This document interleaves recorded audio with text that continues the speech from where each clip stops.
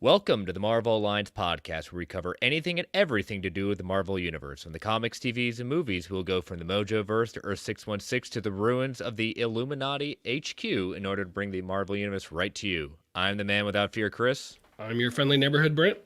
I'm the podcaster of Mischief, Travis Snow. Alliance Assemble. Volume 109. And man, we never know as we are in between projects to go lead the show at this point what we're going to get each week. And ladies and gentlemen, we had a nice little trailer from the Disney upfronts to go over tonight.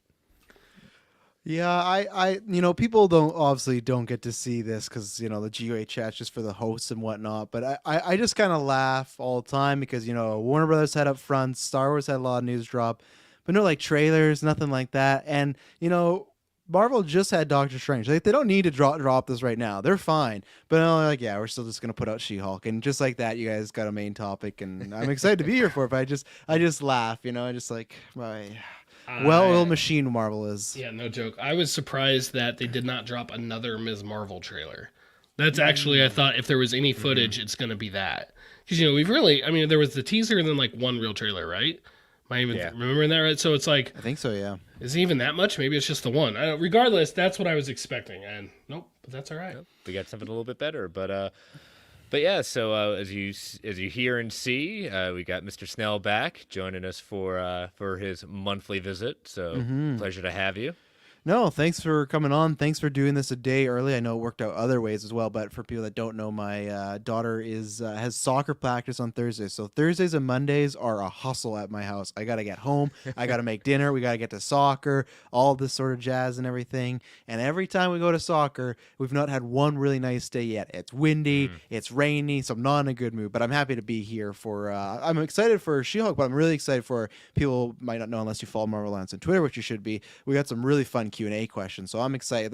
I had some thinkers, some ones I had to sit by my desk and okay, what could I do for this one, and things that I'm not happy with, but we'll get there. Yeah, I know the soccer thing. Usually, since we're recording technically a day early at this point, we do have soccer on Thursdays, so it's usually feed the kids, go to soccer, get them bathed. Aaron and I will eat dinner, and as I'm running down the stairs to get this set up, so I know the rush. So. Oh yeah.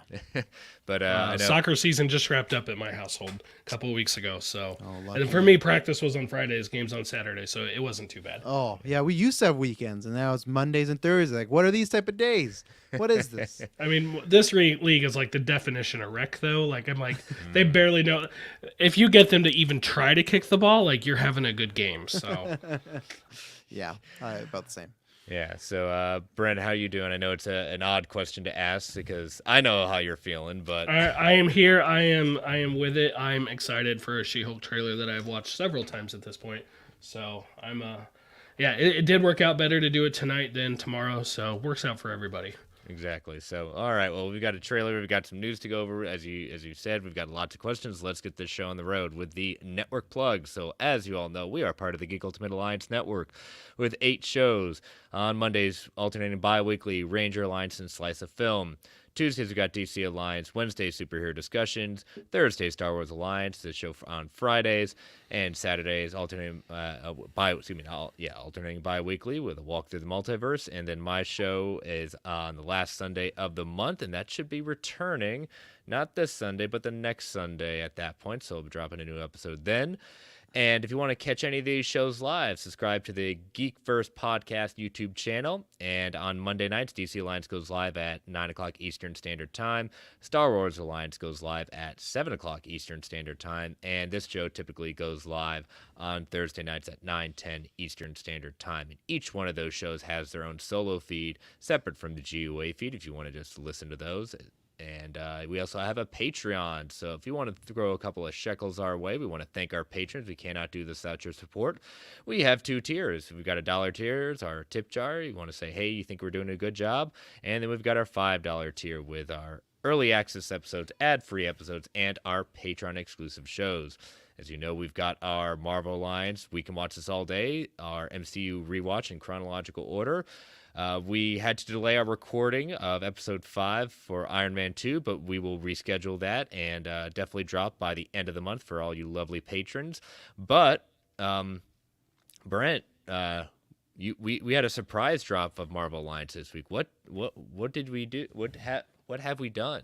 We did. We dropped the first episode of We Can Watch This All Day, the Captain America First Avenger and Agent Carter one-shot covering those. We dropped that earlier this week, so check it out. If you like what you heard, that's what Marvel Alliance is doing over on the Patreon. And, of course, if you subscribe for that, you get all the other perks of the network as well. Mm-hmm. Yes, and go to www.patreon.com/GUA network.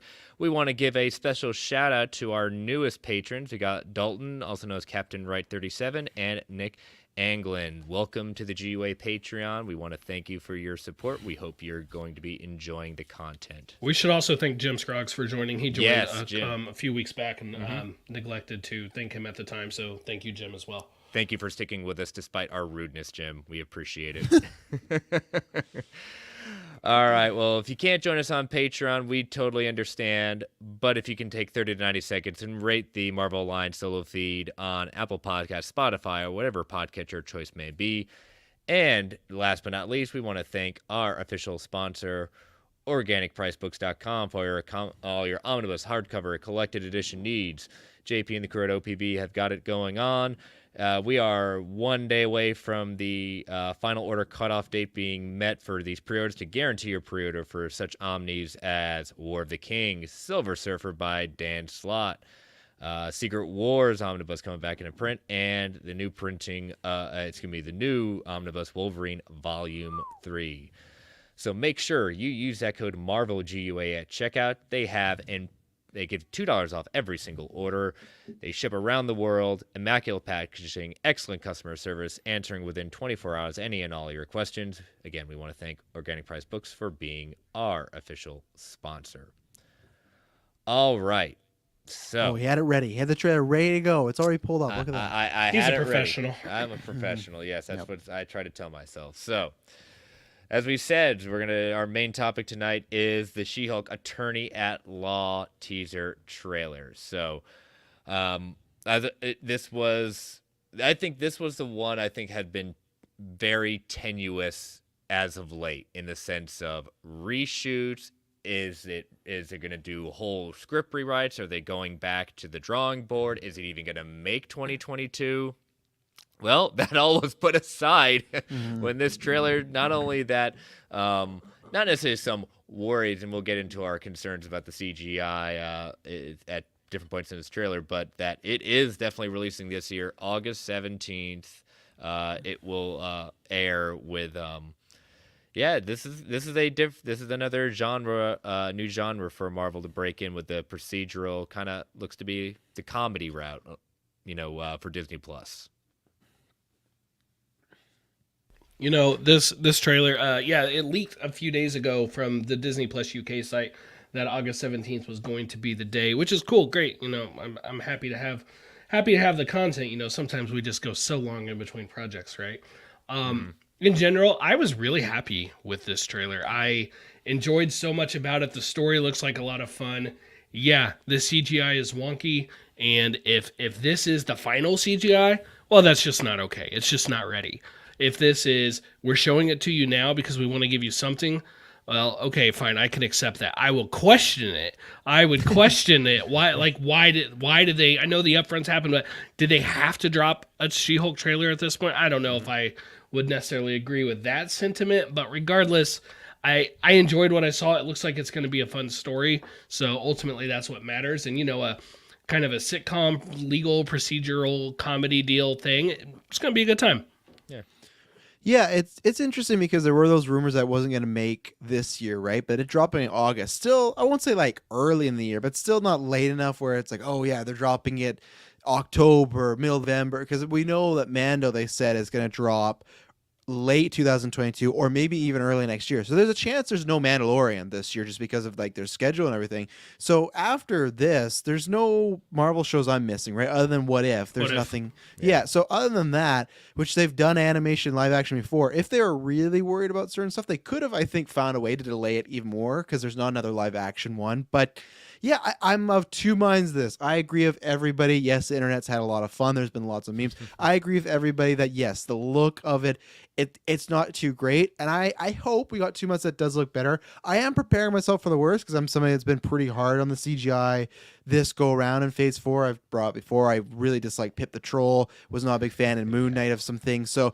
I'm thinking it's gonna look better than this. And the good thing is there is some shots in this trailer where it does look good. So hopefully some of those ones that weren't looking good just need some refining. But I have my reservations of how good it's gonna look, but I will say the actual show, the content of it took me by surprise. As far as I've said this before, that this was probably lower tier as far as my excitement. I'm always excited for MCU stuff, but if I always have to rank them, okay, it'd probably be in the bottom 5. But this, I don't know where it shot up, but I really, really liked it. Again, it gets into why I've said before, Miss Marvel, I'm not excited for, but why I'm excited for is because we're getting into different genres. That's why you do got to be different. Look at Doctor Strange, right? There you have tons of people that say that didn't work for them, and not talking story reasons, just like for the cheesiness or the Sam Raimi-ness of it all.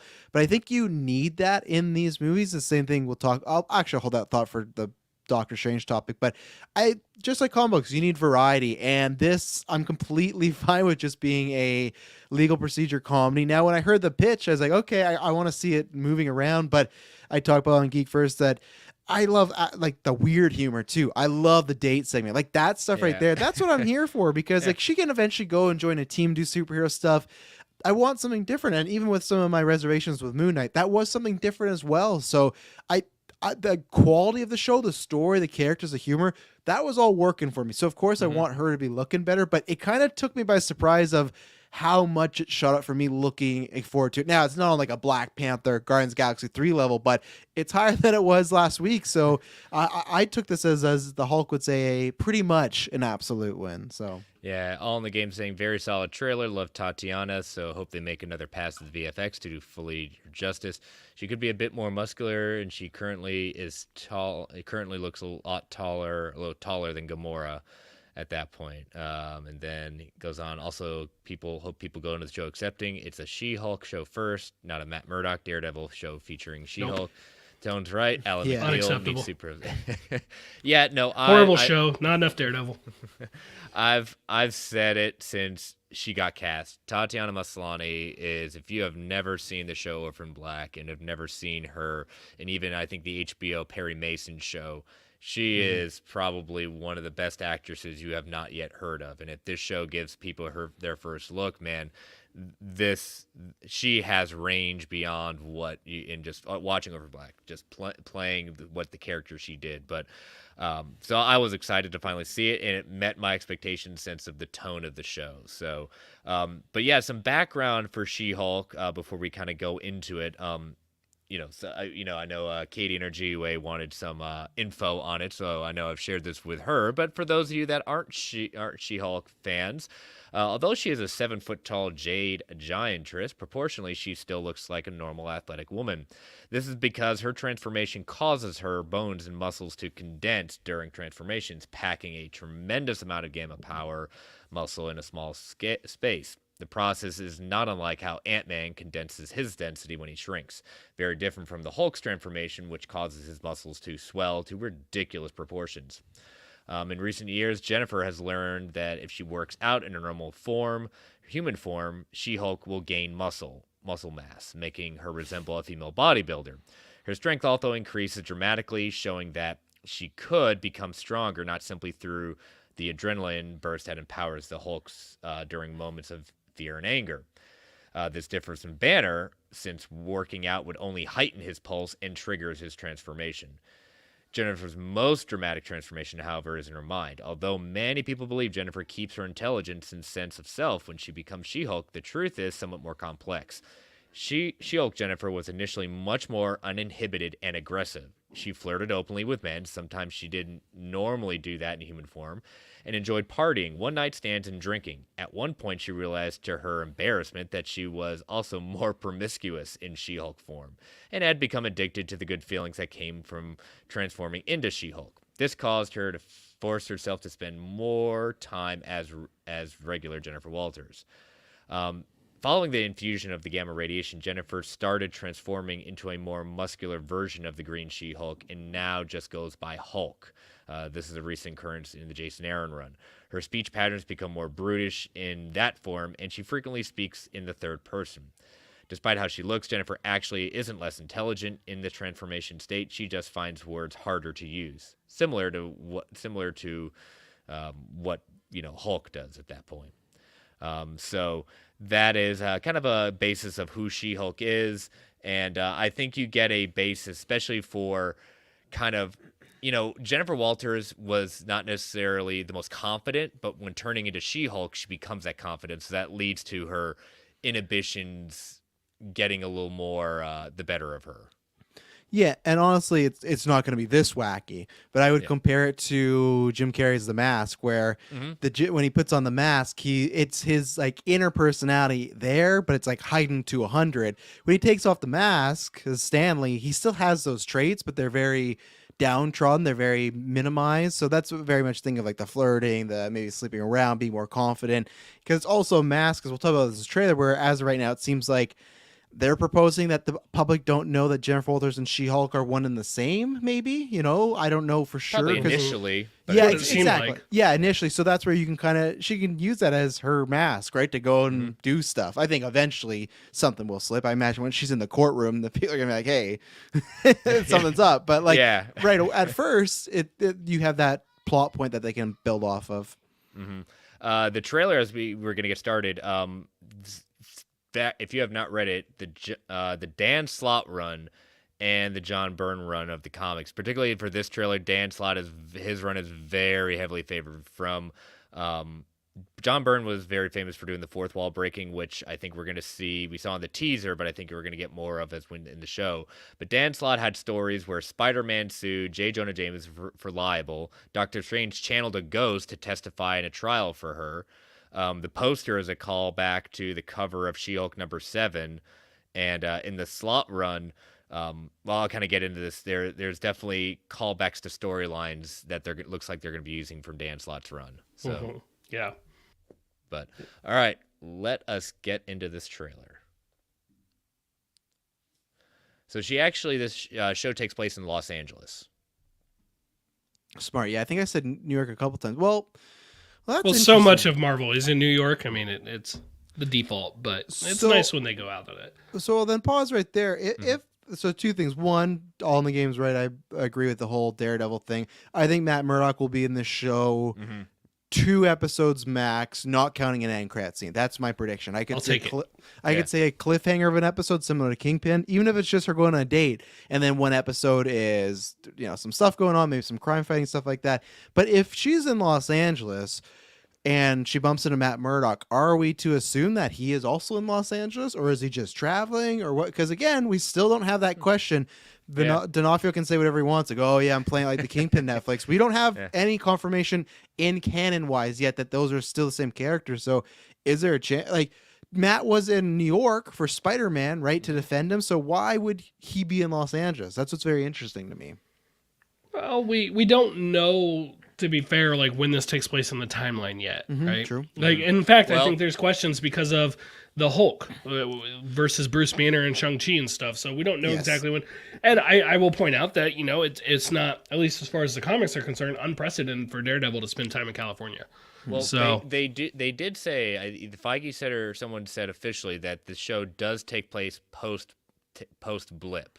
Well, I think we all could have assumed that. Yeah, I think it's before Shang-Chi, though. I really do, because I see so many people. Why is he looking like that? Like, I think it's just something in the show might happen that gets him back to human Bruce. I like, we'll see. Or flashbacks. Flashbacks could be a thing. Yeah, or flashbacks. I do agree with people. If it is weird, if he's just Smart Hulk here, and for some reason in Shang-Chi he was Bruce, and they never explain that, that would be a plot point, especially because they made, I won't say like a big deal, but it was a big plot point for him in Endgame of he could control both, but be Smart Hulk form. So if we never get the explanation, that would be a rare continuity drop for the MCU. So I expect them one way or another, like you said, Chris, flashbacks, or if this is a technically prequel to Shang-Chi, that there will be some sense made of it. So, so this scene here, I'm thinking this is the Wrecking Crew, or at least their homage to him. In the comics, they're made up of the bad guys Wrecker, Thunderball, Bulldozer, and Pile Driver, and they're noted as Wrecking Crew. As you see in the background, most of them are carrying,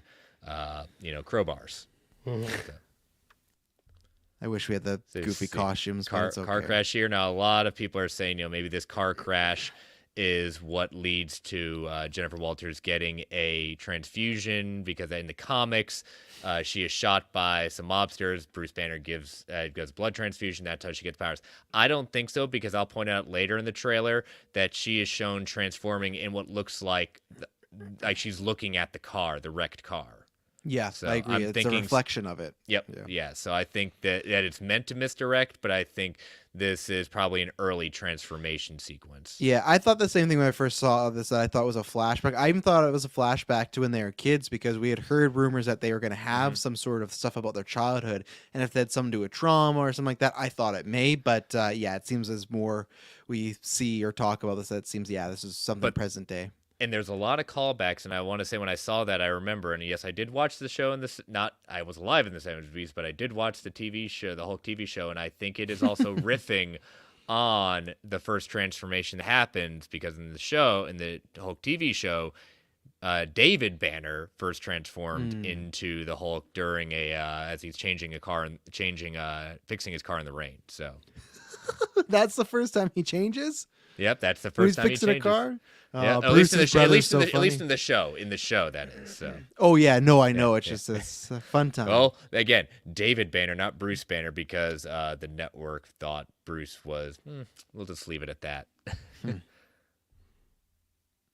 So yeah, cars flipping. And we get our first look at the costume. Yeah, which just as they dropped in like a quick tease or something before, right? So we've seen that shot. Yeah, we saw that shot at Disney Plus Day. You think she's gonna have that suit when she's crime fighting and stuff like that? Remember, she's not a superhero. I wouldn't be surprised if she had like a business suit on, at least for some of the crime fighting. Yeah. So we see her walking up, or see our first look at Jennifer Walters and her friends. All right, I want to go right here because. All right, we quick see shots of the friends. Yeah, we get quick shots of the friends. Now the law firm, I think this is her either the law firm she's joining or the law firm, because at one point she's got a box where I think she's gotten fired. So I don't know which one this is, but I'm thinking maybe this is at least one of the law firms. It says GLKH. In the comics, it stands for Goodman, Lieber, Kurtzberg, and Holloway. Marty Goodman is actually the original publisher of Marvel Comics. Lieber was the real last name of Stan Lee, and Kurtzberg is the real last name of Jack Kirby. Holloway, I believe, is the older gentleman that's going to be off asking her to be the face of their new superhero legal team. I did not know that about Stanley's name, so there you go. I learned something today.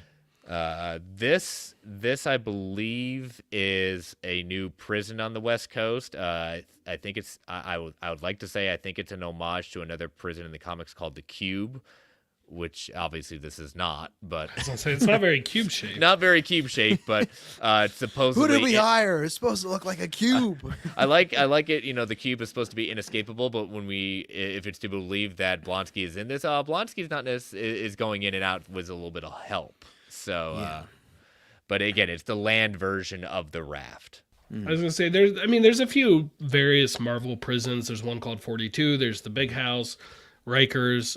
We've seen the Raft before. What about the Negative Zone prison? Isn't the Negative Zone prison? Isn't that also 42? Yeah, that's the same thing. Yep, that's 42. Yeah. The Vault was one I had thought about because unless I'm mistaken, I don't know if we've specifically seen the Vault. The Raft is what we see towards the end of Civil War, right? Like right before the third act. And Falcon Winter Soldier, right? We don't see from the outside. Isn't that where Zemo is? I think we assume he's in the Raft. I know you know. Guess I know you assumed know. it, but- If they name drop it, but yeah, I don't think it's gonna happen this show. But my hope is one of these days is that we get a prison scene and we have multiple villains in there. I'm just asking like for 3 or 4. I don't need like a whole like a Batman style, where we're walking down the hallway and you Yes. just see the different jail Yeah, cells, exactly. like you'd see in 3 Batman the Animated Yeah, Series. like they're going to talk to Abomination. You see Zemo there. You see maybe you see some other people. Like that's what I'd like. I know Ghost is on the loose somewhere, but I that was always my biggest disappointment in Civil War when they're going to the Raft. I was like, okay, biggest disappointment. I'll take that down. But I was just like, oh man, like we're going to the Raft. This is gonna be fun, especially because they had already set up a few villains that could probably be in there, and it was just the Avengers. I was like, oh, okay, what's this prison for then? Never mind. Yeah, but hopefully one day. All right, so this is Holloway. So we know again. I think whatever law firm she's fired of, the Holloway, I think we can assume that law firm is where she's getting picked up from. So in the comics, this is interesting though. In the comics, when she's hired by Holloway, before that, she's actually in Dan's Lot Run, she's actually kicked out of the Avengers Mansion for partying too much. And No, who wouldn't? That tracks so much. Yeah, Holden Holloway hires her as an attorney dealing with superhero crime, but his one stipulation is she cannot be She-Hulk representing them. Tough. All right, well, we got a confirmation with this. Good pause. Right here. That looks familiar, gentlemen. Yes, it does. We've seen that before. And where have we seen it before? Shang-Chi? Yep. Wong's So- just a shady individual, you know. Strange gets some crap. The fact that he might be breaking Abomination out just to do some crime fighting or put him in, I don't know what the situation is.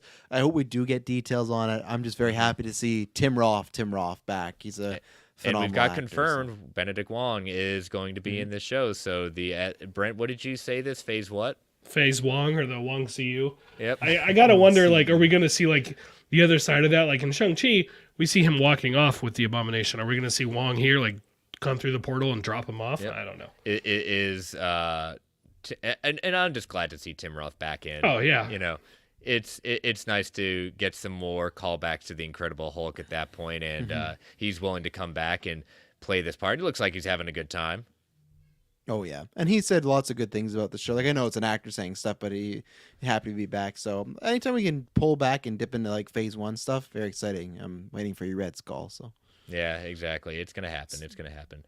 So we get our first look at Mr. Bruce Banner making his return at this point. I believe I want to say that this is the Gamma Lab that he's referring to in Endgame. Like this is his kind of private island where he kind of basically found a way to, as he said, like merge together the best of both worlds. So again, this is where we start giving idea where are we in the timeline with this? Is this all post blip? Is this going back in time? I even heard a thing like the book lady, like Blonsky may be suing Hulk. So for some I Incredible hope so. style. I like that. I like that. and so we get some breathing exercises. Call back to The Incredible Hulk. Incredible Yeah. Hulk Yeah, at gotta that keep point. the heart rate down. Can't get That's too right. excited. Don't keep yourself in check. No Not matter even what a you're little? doing. So this is what I was talking about. She's making Yeah. the transformation. This is the car. I love that callback. Like he's saying, like all these different types. Those are the baseline. You just basically define two major parts of being a woman. Yeah, fear and anger. Yeah. Yep. Yeah. This was great. I love this stuff. I feel like even though it's a CGI, Yeah. Bruce there, like I feel like the chemistry already is good from what I've taken from the few Yes. minor scenes, and that's key because if they didn't, they're supposed because that's what's very interesting for obviously this happens in the comic books too, right? But for the MCU people have no idea about She-Hulk. They might not still until they watch the show, they might not even know they're related or this trailer, right? So it is something you have to do a little bit of pickup work of okay, Bruce has had this cousin who sure, we don't always just see our cousin all the time, but still, there's been no mention of her. You've never seen her. Luckily, there hasn't been a Hulk solo film in a while, and he's been pretty busy. But they do got to lay some of that groundwork. And then key is, and I'm sure maybe this had a little bit to do with it. I'm not sure if they did any tests together, but remember Tom Holland, he had to test with Downey and Chris Evans. I don't know if that happened here, but I'm sure maybe they got Ruffalo to read a couple lines with her to be like, yeah, I think I this bet is they the did. one. Yeah, I think chemistry is key, especially as many scenes as they're going to be interacting between the training and everything like that. But That shot where Bruce is yelling, like cheering when Yes, she yes, transforms, yes.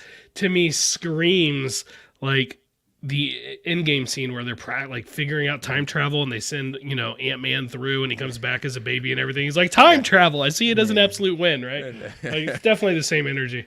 oh yeah, when I showed Aaron this trailer before dinner, at that point, this is the first. Like she not only did she laugh at what Tatiana was saying as defining a woman, but this one she really cracked up laughing with the reaction. And hey, if you pause it real quick, those saw blades brought to you by Stark Tech. Yeah, Yep. I saw that. So if she goes bad like Wanda, then Tony Stark's created another villain. with Exactly. those Perfect, blades. perfect. Yeah. So we see her kind of walking around. That's probably like her first day as She-Hulk being public because it's everyone's like staring at her like what's going on here, So I feel like we're gonna get like 2 to 3 episodes of people not knowing she's She-Hulk. But again, I don't know. I guess if this show, we don't know how it's going to play timeline. It could start with that, then do flashbacks. But I feel we'll get 2 minimum, maybe 3 the most, and then it'll be okay. You're going to start seeing her public, and there's tons of fun things they get to do with that. You know? Yeah. Oh yeah, because eventually I think we will see her in court, like Yes. working a case as She-Hulk. Yep.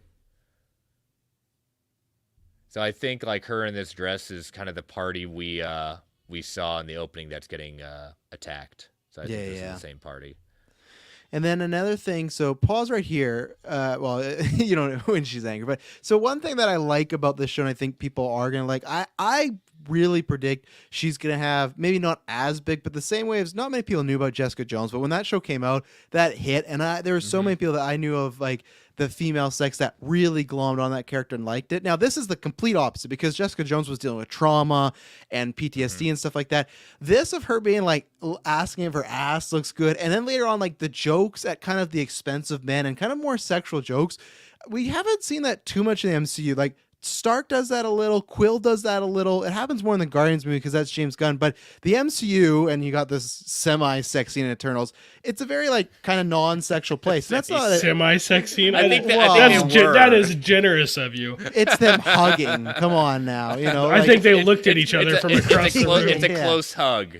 But I'm saying because it is more family brand, the sex stuff they've usually kind of low-keyed a little bit. Now this is something where it's just like, this show feels like what I like about so far, that it doesn't have a male gaze. Like it's her, like this scene right here, it was something just little, but it's just such a fun little comedic moment. My prediction with the show is, I don't know how the show's gonna be overall, but I think people, and again, even without the look, I think people are gonna really like She-Hulk, and she's gonna be one of those characters you're gonna want her, like how Yelena Brake from Black Widow. The good thing is she's the main character of this project, so it works. But I think she's gonna be a fan favorite that people are gonna want to see in a lot of stuff, because there's just so much fun things you can do. Everything I've seen from her in this, but just this scene right here, like having fun with some kind of sexual flirtiness, but on the woman's perspective, not like Peter Quill talking about like, oh, you should see this room with X-ray lights. Like it is the flip of that, and you got to do that because there is so much just focus on like male sexuality and stuff like that. You got to do that because guess what?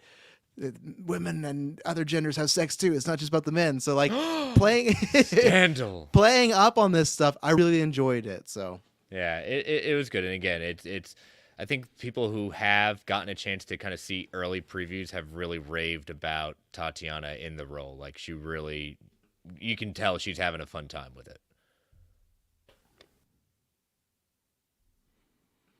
oh, poor Shoes. You know, Yep. I hope she's making good money as a lawyer, because she's just going through Shoes. You know? All right. One, I've got a comment on it. One, such a poser. Number one. Absolutely.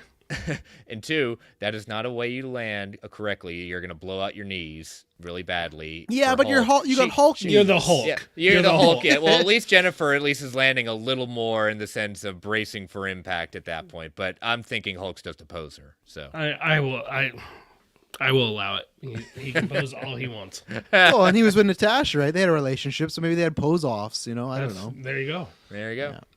That's why it didn't work out. This was a great line. You know, I'm not a superhero. Superheroes are all like adult, like narcissistic billionaires and adult orphans for some reason. Yeah. You know, I saw some, I guess, criticism, I guess, of, oh my gosh, of course, there had to be a reference to the Avengers. And I'm Oh like, my god. are people like really like genuinely surprised at this? There's like, an Avenger in this show. like I don't get it. Like it's such a weird complaint. They're like, every single Marvel thing has to reference the Avengers. I'm like, yeah, it does. Where's the problem with? I don't know. People are weird. Are they going to man. have a problem if they reference Justice League and DC properties? Because if they're going to do that, let's be fair now. Well, unfortunately, Wonder Twins won't be able to do that. But you know, anyway. Or well, yeah, that's probably for the best. Shots fired. All right, we see her in the courtroom, and she is fighting. We'll get another look at her, Tatiana. I can't remember the actress's name, but I loved her in The Good Place. Yes. Let me see. I've got the cast list. What is it? Jamila Jamil. Everything about The Good Place is wonderful. Yeah. Oh, we gotta stop. Here we go. What many feel It's is, Daredevil. It's Daredevil, everyone. This is secret. This is Charlie Cox in his new role as Frogman. Oh man, you want to talk about something that would take place over Ralph Boner right there? If they told me Charlie Cox was Frogman, Yeah, this is fun. I was not like. I guess I'm half mind expecting it because there is fourth wall breaking, so you kind of have something similar like what Deadpool does, where there's deep references. But this feels like very like James Gunny, like because James Gunn does that a lot, where he's like, I'm gonna take obviously we got Suicide Squad Guardians, but I'm gonna take this character you've never heard of, and him or she are gonna get a moment in this. And the fact that Frogman, I'm so curious, is Frogman a villain? I talked about the same thing as like, does he get in some sort of trouble, and that's why she's like defending him, like he tries to save someone, like you were talking about with Hulk. The same thing I refer to Incredibles is when Mr. Incredible saves a man from killing himself, but he breaks that guy's neck, so he sues Mr. Incredible. Like, is he getting in that situation where Frogman tries to save someone and he makes the situation worse? Like, this is gonna be a great episode. I'm telling you, it's whatever it's gonna be good. Yeah, it was quite interesting seeing that. And so this is our also first look at Titania. So She-Hulk villain. Presumably the big bad, you think? Definitely a big bag. And my gosh, look how comic accurately amazing Abomination is. It's funny you say big bad, but I would not put it past Abomination to break out and be like the final fight, though. Yeah. To me, like even though Titania may be the big one, Yeah, or a I team can up. see that. So yeah, I just think Abomination, he's in here. Yeah, sure. It's like he was in Shang-Chi, he's in this. It's for a reason. I think most of still assume like that reason is whenever we get to Thunderbolts. That's still my like Chris. Titania's connected to the Wrecking Crew, and we saw them She's earlier. also connected to a little thing called Secret Wars. Yeah. Oh, yeah. there you go. I don't think she's making it of that. I'll just say that. But And it doesn't that see. makes sense. I think there's been more than one Titania, right? But Yes. somewhere there's a power broker connection in there, right? Sharon Carter, is she going to show up maybe? Maybe. That could make Maybe. sense. I think this tracks with the power levels. Like this would be people she's dealing with. So Yeah. Abomination looks great, though. And You're absolutely right. I'm sorry. This fits. This right here. This was so perfect. Oh, the dating scene? Yeah. Yes. oh, it's so good. Yeah, I love everything about it. Oh. Just the way she sits up. Yeah. Ooh, let's go. Let's get this to go. When he's and that shot carrying right him, there. yes. Yeah, like that. Yeah. It's going to be fun. Fantastic. And, you Yeah. know, like, people are asking why does the Hulk and Abomination both look better? My personal take on that as well. They have assets of both of those characters, from Shang-Chi for Abomination, from Endgame for the Hulk, and these forms of the characters. I think that's why they look better at this point. They don't require as much designing. They're building the assets from the ground up for the She-Hulk. Let's hope though that they do get it wrapped up in the next couple months here. There we go. I like this from Not Reliable. Frogman equals Toad. Gotta love X-Men. You know, maybe he's got to watch out for lightning, right? Yeah. Oh, it hurts bad and everything else about it apparently. So Amara Daniels in the chat. She-Hulk is now another member of the Orphan Black's Clone Club. Yep, exactly. What was Fanboy Clay saying? Did we just see people complain about these shows not being connected to the greater MCU? Yep. Oh, yeah. Yep. So, and S-Bub's saying, I could see Titania being a threat throughout the series, but maybe not the big bad. I agree with that. That I think that because Titania, like, I don't know. We'll have to see. I'm not the biggest fan of her costume, but that might fit this show as far as she just looks very like. You talk about the Hulk 70 show. She looks like ripped right out of that, you know. So we'll see how it evolves. I'm just judging based on that one image, but it's like if that's the main image, it could fit for the show. It could, but it's again also though. I think we'll have a main bad guy, but I'm not expecting my expectations are not that. My expectations are we might get a final fight, but it's not maybe to have the same formula as an MCU show. I think it could be a little bit different if it is more of a comedy in a sense. So. I mean, you know, there's going to be a big fight in the last episode, but do you think there's any chance that William Hurt filmed anything for this before he passed away? I don't. I think there's a chance. I think there could always be something, especially if there is flashbacks. I think there's a small chance, but I also think if he is in it, we will know beforehand. They would put that out. Depending how bad, in a sense of he was going through chemo and stuff like that with the cancer, I believe. He might have done some voiceover work. That might have been all he was up to do versus, you know, we get that a stunt double, but he did some voiceover work, some ADR at that point. I could see that. I'm not that confident in it. Would I love to see one more view of it? Sure. Yeah, but I feel like we would have already heard about it if it was going to happen. But yeah, I wanted to ask the question because Hulk related. true. But But yeah, so August 17th, 9 episodes. No time on it. But if we're gonna go by WandaVision, which also had 9 to 10 episodes, they were around 30-ish minutes each. So again, take out those 7 minutes worth of credits.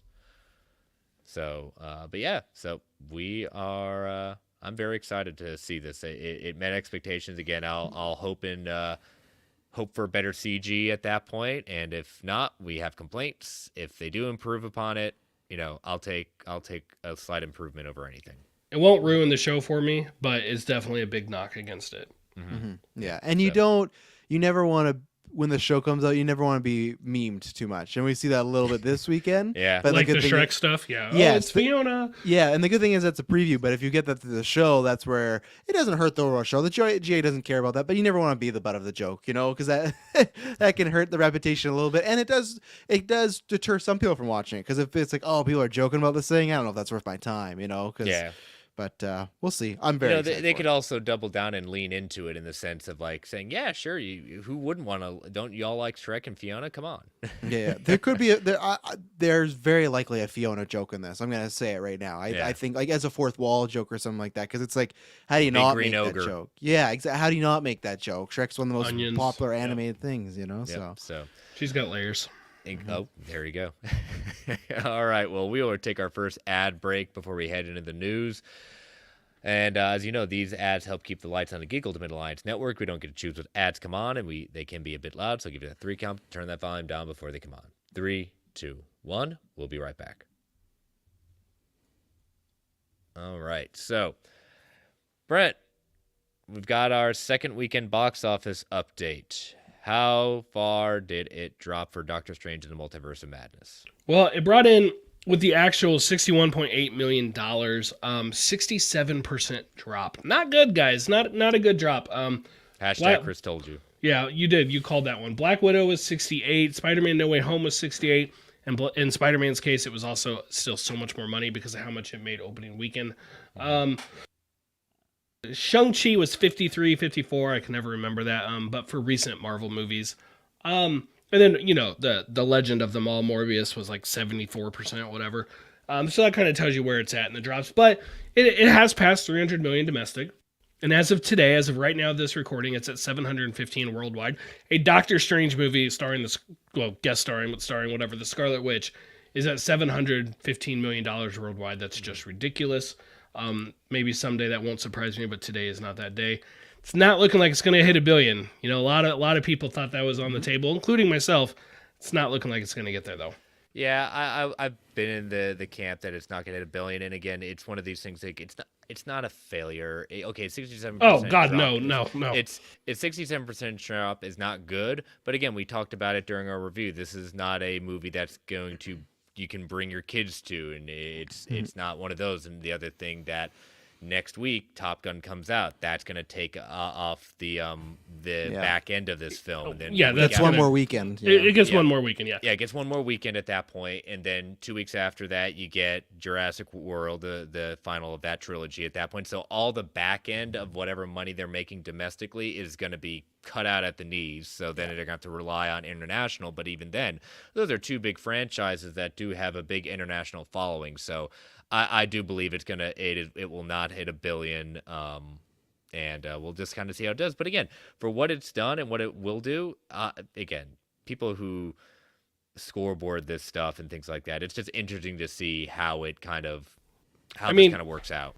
Context is everything. 67, you get to those upper 60s, that's not a good number. That's not a good second week. It's really not. So when you look at straight percentages, it's just not. But at the same time, the fact that we were even talking about Doctor Strange and the Scarlet Witch having any kind of legitimate chance at $1 billion movie is unreal and a testament to what Marvel has done with these characters. Yes. Projections put it in the upper 800s, low 900s. Okay, great. That's a stellar finish. Again, Doctor freaking Strange, right?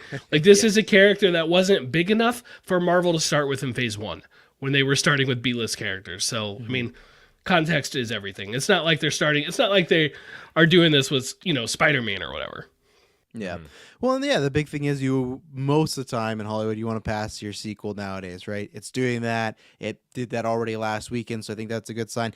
The 60% and the not hitting a billion didn't surprise me once I saw it. And I'm two minds of that because I think it is bold as far as making something that is almost a bit more horror slanted. You are going to lose some people, but as I've said before, then I think the people that love it are going to really love it. Like that's the thing. I feel like it might hurt in the short term, which sounds weird, but it might help in the long run because if you get more people thinking, okay, I am seeing something very different, because obviously there's some people like, oh, is it an MCU formula? Am I seeing the same thing? If you have a movie like Doctor Strange, again, might hurt the families, might hurt the kids, but it could kind of strengthen other audiences. You know, there's people that love horror that are going to probably really enjoy this movie or might be more in tune to it to say, okay, I want to check that out. So I think it helps in the long run. Like I said, yeah, 60%, yeah, like you guys said, it's not good, but at the same time, you look at it, it had, what was it, a $61 million weekend? That's what it was, or something like that. Yeah. I made this comparison on Geekverse where you look at the MCU movies last year, most of the openings were between 60 and 70 in their first weekend. Pretty good to be your second weekend and having close to that opening, Yeah, right? good point. That's pretty impressive. Where, and even Venom was what, 90, and still that's in its first weekend, so that's a huge win. Like I think. And the good thing is people are going to probably go, oh, without Spider-Man or without No Way Home, like, when are they going to hit $1 billion? I'm very confident that if the movie hits November, they will be hitting $1 billion in November. I think Black Panther, I've said this pretty much my whole time, Marvel Alliance, that it's going to be one of their bigger ones. It's just between the quality of the first one, between what it means to community, and between the curiosity of what they do, I think they will hit $1 billion. I don't even think Thor will do that, but I think this is still again, as Hulk, an absolute win. You know, well, can we just keep in context? We are talking pandemic era box office, absolutely, and worldwide, including, like, I forgot the name of it, but the massive thing from China that almost did $1 billion in China alone. It's still like the 7th highest of the pandemic era, and a lot of people even thought Spider-Man wasn't going to hit $1 billion, right? Like a lot of people thought. So, I mean, at this point, when is Marvel going to hit $1 billion? That's not Spider-Man. I don't know the answer to that. I think they have two legitimate shots at it right now for the rest of the year, because I think Thor does have a legitimate chance, and yes, Black Panther absolutely. Regardless, it's freaking Doctor Strange. Yeah. This is a huge win, and you're right.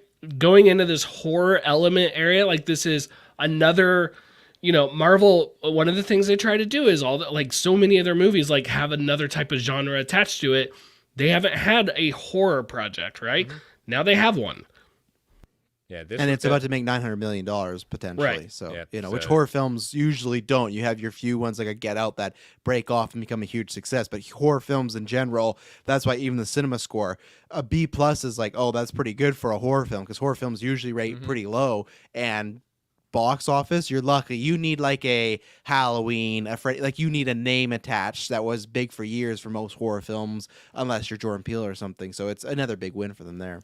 Yeah, All in the Game says, will it be the first superhero movie to finish in that 900 million range and end that anomaly? You know, I've wondered, because it is weird. Like, none of them are at 900 something. Really? I never knew that. I will.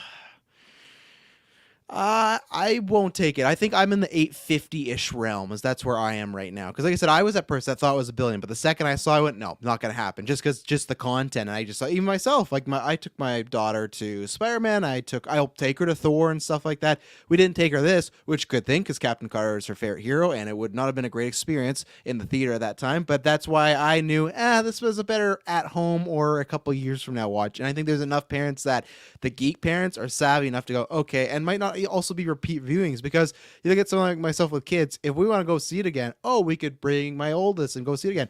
But if it's, well, one, we're not taking her for the first time, and two, we might not go see it again because of sitter situations, there, that cut out me probably seeing it again, because I love it. It's I think I got it ranked 12th or 11th, so it's near the top 10 for me with Doctor Strange. So I would have seen it again, but it's just the fact of life and time and other movies, and can't take the kids to it because I don't want to have some of those conversations. So yeah, I got there twice, and I genuinely don't know that I'm going to be able to get in a third time. Yeah. I don't think it's going to happen.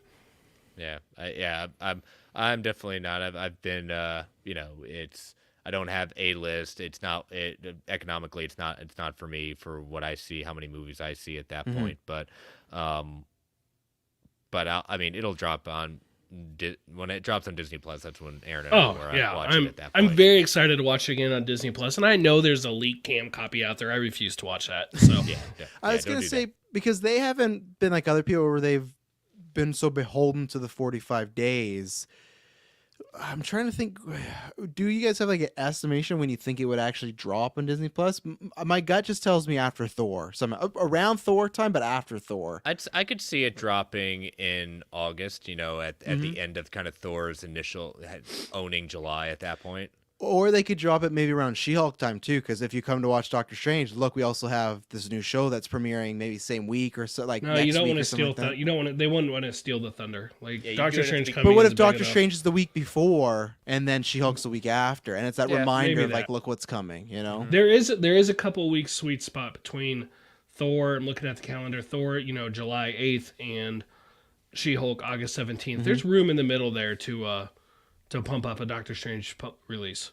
Yeah, as Bub's saying, Shang-Chi and Eternals were 90-ish days. Well, I mean, that would be right in that realm, right in that range. Yep. Yeah, So- August-ish. So yeah, there you go. All right, we'll see when that drops. So, but all right. Next news item is Loki. Loki back in the news at that point, and so while presenting at the Disney's Upfront in I thought New York that you were City. a cat there for a second. No, I was just doing that theme every time I see Loki. Bam, bam, bam, bam. I'm doing my rewatch right now. Every time that theme hits, like, oh, good stuff. Marvel Studios president Kevin Feige revealed that not only is Loki the studio's most viewed Marvel series on Disney Plus, but also has the second season would see the whole cast returning as the series begins filming next month. So that means, surprise, surprise, Alligator Loki. Alligator Loki is Good. He coming needs to back work. at that. He's really typecast right now. Yeah, so. he really is. Owen Wilson's Mobius is back. We've got Ravonna Renslayer. We've got Sylvie. We've got Hunter B-15. Tara Strong's Miss Minutes. Where's Miss Minutes? I need to see it. There Sorry, we I was reading the chat, but I gotcha. go. There she is. There she is. Hey, y'all. Hey, y'all doing? But also, does that mean that you brought it up in our GOA chat? Who also it's not specifically named, but if the entire cast is returning, who should be returning then? Richard Grant? Is that who? No, that's not who No. I mean. I Jonathan don't think it's Majors. I don't think that's off the table, Richard Grant, either, because he was a breakout. But yeah, Jonathan Majors. Chris gave me a smart alecky answer in the I did. chat. But Sorry, you yeah, said you said is Kang? I was like, is Kang in it? Is he? I think he will be in this just because the way bet that he is. show ended, Yeah. and we had like some of the Daniel RPK and other scoopers even recently say like you're gonna see a lot of Kang, and I just feel it would be very odd if that show ends with a statue of Kang and he's the big or he who remains whoever is Jonathan Majors, and No, he's that was never, King. That was King. Yeah. Oh, that was definitely Kang. That statue Yeah. was King. Yeah, it's Kang. It would be very strange if you don't see that character at all. Am I expecting a lot? Maybe not, but I'm expecting some because the guy's busy. He's in it. I guess that's done, but he's filming Creed 3 right now. It might work out, but I could see a couple episodes. But I'm very excited because I personally really like the He Who Remains performance, but I also think Jonathan Majors is a great actor that's gonna do a variety of performances. Like he has that caliber, so I'm very excited. I like that Feige just had to flex of most watched series, which good flex it, and I'm Most excited. watched Marvel series. So what's the most watched series? So No, I either thought you said series. No, because I've seen I know the thing I've read from said Marvel series, but I really do think it's the most watched. I mean, it might be, and he Series. just didn't want to throw shade at the Mandalorian or something, but just throwing the word Marvel in there, just that qualifier really made me wonder what the most watched series was. Probably that Jeff Goldblum Around the World show or whatever. But no, I so yeah, I didn't see the Marvel slot. I saw other people just report series, so maybe it's up in the air. Who knows? But yeah, I'm excited because we might make a run at it. We'll see. well, if he can I'm do it. excited for Clay and Katie both to be wrong because Obi-Wan is not going to break that Loki premiere record. I'm telling you right now, that's our thing. They keep telling me Clay's on a crazy world thinks Ahsoka's going to beat Loki. It's not happening. He's No, very Ahsoka, excited. no, but Kenobi, I could What do see you got? Kenobi. What do you guys think? Is the Star Wars like your fans? But do you think because we're a week away, you might not get to talk about it again? Do you think Kenobi will take down again? Samba is only an estimation, but it's like the closest thing we have. 2.5 is the record. So Samba's is 2.5? Yeah, So you just go Samba to Samba there, you're comparing apples to apples. yeah, exactly. Yeah, I think it's gonna get close, but I don't think it's gonna do it. I'm gonna say Kenobi's gonna come in at 2.3. Oh, that's my guess too. Yep. Oh, great minds. I guess then you heard it here second. Yeah, I think those are. I think that's solid. I don't see it. I don't see it taking down Loki. Except it's got to be. They're dropping 2 episodes. Right. Oh, that's cheating. No, but Loki only started with 1. And it's also on a Friday too, which helps a little bit, to be honest. Sure. we know and have seen Lucasfilm Star Wars is terrible with marketing. Absolutely, That's my reasoning. Terrible with marketing. So it's just not there. Summer's in the chat. Haven't thief. been as excited for Star Wars as I've been for Kenobi in a very long time. So many good creators attached to it. You know, who knew you were getting Marvel SWA in the chat? But Summer, it's gonna hurt that much when Obi-Wan disappoints us. You know, it's gonna hurt that much more. You know, just getting, you know. But no, I agree with that this is because this is a touch to the original trilogy. You know, it's a recasted character here, but it's a touch to the original trilogy. I think this is they have a big chance. So if, to me, I always said this, if any show is going to take down Loki, because Loki has Tom Hiddleston, Loki's a huge character, it's going to be Kenobi. I don't see any other Marvel show or Disney show happening right now that's announced to do it. And if Kenobi doesn't do it, then Loki's the king for a while. Does Loki season 2 count? Yes, but I don't think it will. I don't know. See how popular Loki season 1 was? I think season 2 might.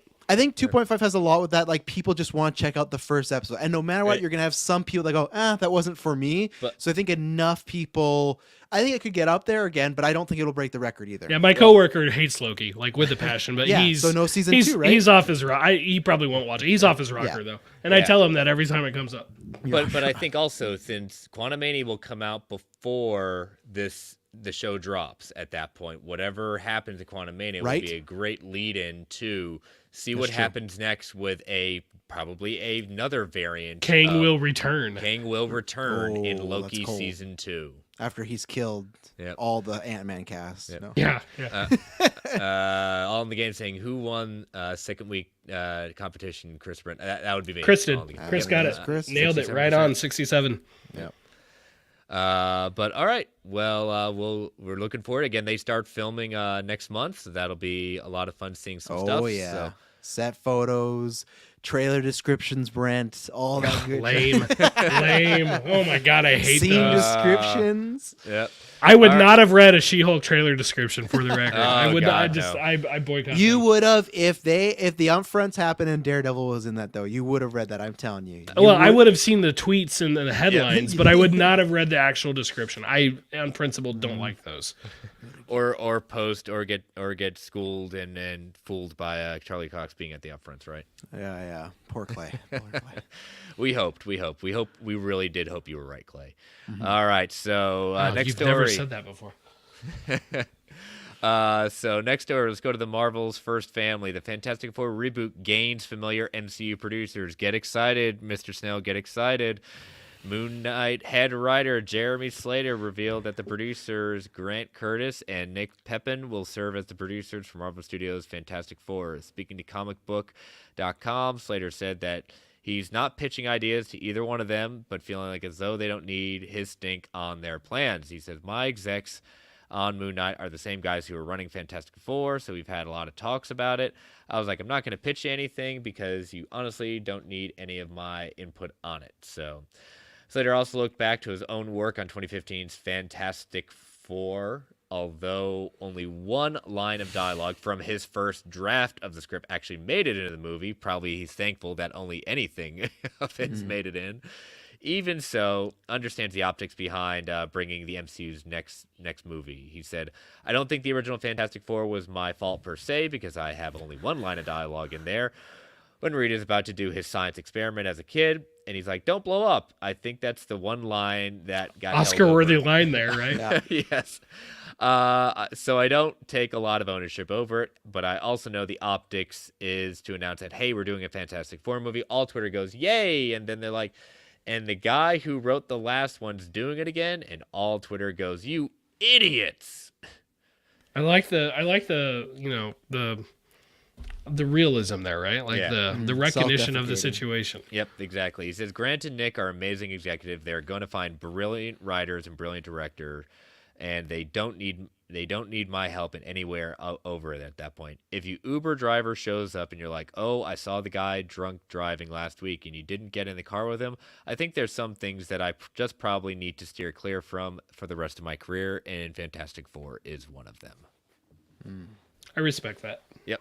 So we lost a director, but we've officially named some producers. So I was happy with Moon Knight, so I have no complaints overall. Yeah, I'm all right with it. I don't want to be. I hate that the narrative. I don't like that the narrative is that I feel like people think I think Moon Knight is like Ralph Bohnrich. I don't. I think Moon Knight was still good and solid.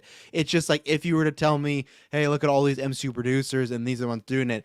As far as the quality of Moon Knight, that wouldn't be like. It doesn't get me overly excited. It's like okay, they've worked with MCU before, great. There's different producers that would be like, oh, this is really exciting. So for me, it's still. I'm very much waiting on the directorness. I'm waiting to see. Producers, that is a big step, of course, but to me, that is the next best step to say, okay, how can I gauge my excitement even more? Because yes, MCU has a plan, but as you just saw with Doctor Strange, you get the right person behind the camera, they can lay their DNA on it, right? So I'm hoping my pick, Bryce Dallas Howard, Feige, go Steeler, but nonetheless, we'll see what happens. Yep.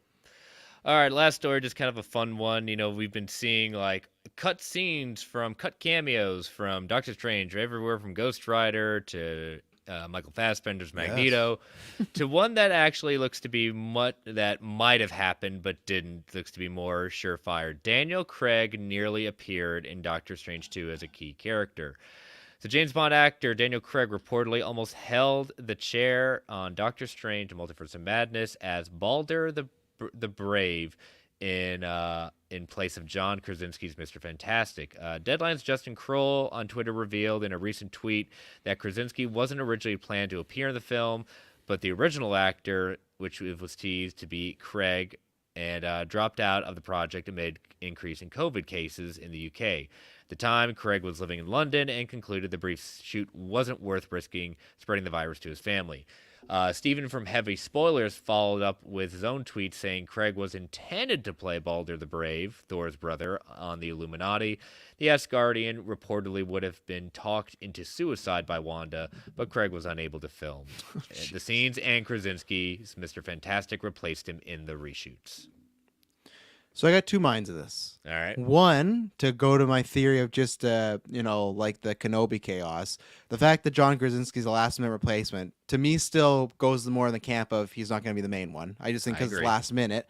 If it was planned, be like, oh, well, we want to do this. We want to get John. It's like, let's get Fantastic Four and Reed Richards, and you know what everyone wants that fan cast? Let's just do it. So that's one. Yep. Two, I think you will see Daniel Craig at some point, because I think this is the most he'll ever do in a comic book movie. The same way there is when they were doing Once Upon a Time in Hollywood, all the casts were like bugging Leo. Like when you do a comic book movie and Leo's like, well, what about Brad Pitt? He's like, well, I already did mine.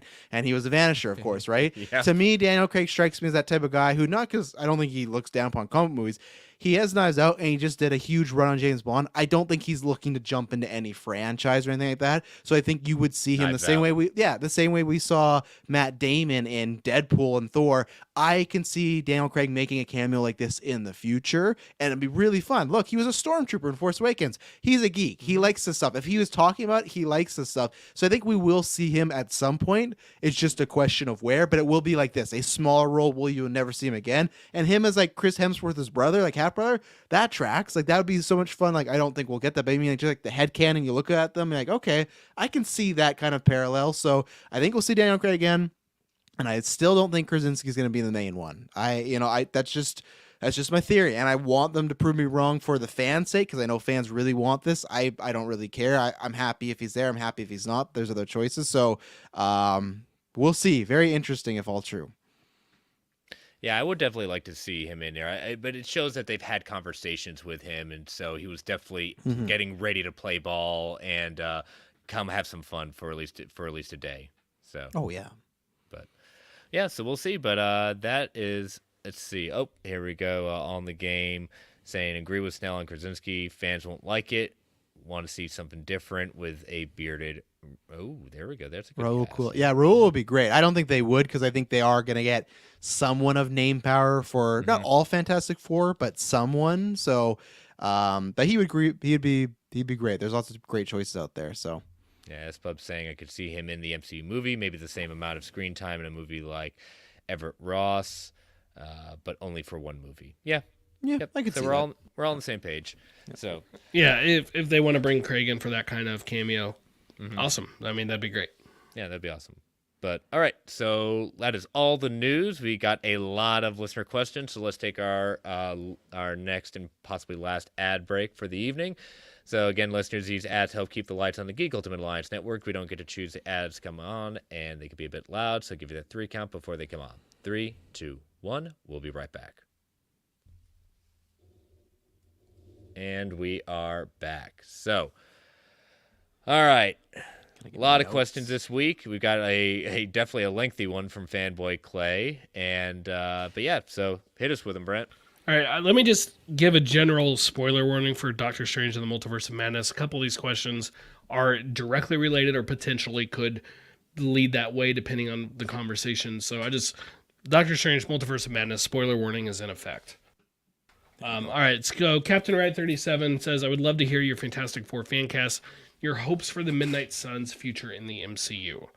What are we thinking? What do we go? Do we say both at the same time, or start with one or the other, or? Yeah, I got to pull my. Let's take the Fantastic Four part first. Okay. Okay. I mean, I could do all mine, or Yeah, sure. Go Yeah, that okay. way. Yeah. all right. For my Reed Richards, I'm gonna go with Dev Patel. You know, from Slumdog Ooh, Millionaire, that's a Chappie good Line, one. The Damn Green it. Knight. At that point, Sue Storm, the Invisible Woman, Deshaun Lockman, very talented Nepalese Australian actress who definitely was Daisy's mother in Agents of S.H.I.E.L.D. That's where I first saw her. She's been in The 100, Shameless, Altered Carbon, and Animal Kingdom. Lots of action prowess. Definitely got that kind of, definitely can be tough on air, and that's what we want, tough as nails when it needs to be, as the most powerful member of the team, power-wise, Sue Storm. Johnny Storm, I'm going to go with Ross Butler. He's been in Teen Wolf and Riverdale. He was the voice of the Spine Chief in Raya and the Last Dragon. He was in 13 Reasons Why. He's young enough. He's got that kind of look of a player, playboy, just roundabout, just hellion at that point, which Johnny Storm could be. And then my Ben Grimm would be O'Shea Jackson Jr., dead ringer for his father, Ice Cube, but did an amazing job in Straight Outta Compton. And I think being in roles in Longshot, Godzilla King of the Monsters, he definitely has got the kind of prowess to be Ben Grimm transforming into the Thing. So that is my Fantastic Four. Very nice. Brent? I am not. I don't normally play the fan casting game, so I have come up with names, but you're going to think one is totally out there, and the other, I mean, we'll find out about the others. The one I like the best, and I'm going to butcher his name, though I guess he goes by Oki, so I'll say Oki Onadowan. He is Hercules Mulligan in Hamilton. He was also on Station 19, if you've seen that. I think he is a great actor, and he would play an excellent Ben Grimm in the Thing. For Sue Storm, shout out to Katie here. She'll appreciate this. Simone Ashley from Bridgerton, I think definitely could play that part well. Johnny Storm, I don't love this cat. I like it. I wanted someone a little younger, and I just was struggling to come up with someone. I was looking for someone closer to Tom Holland's age because I would really love to see a Johnny Storm Peter Parker friendship. But failing that, John Boyega. Do I think he would do another Disney franchise? No. But I like him, so I think it'd be fun. All right, Reed Richards. This is off the wall. I like Krasinski. We'll say Krasinski, but sure, okay, let's, for the sake of the question, come up with someone else. I focus primarily on someone that I thought could believably deliver the dialogue, all the lines, all the science random stuff that Reed Richards has to be able to deliver. And I came up with Jim Parsons. Sheldon from The Big all Bang right. Theory. Oh, I That would- don't see it being Alright. somebody who, That's a we need to see wild one.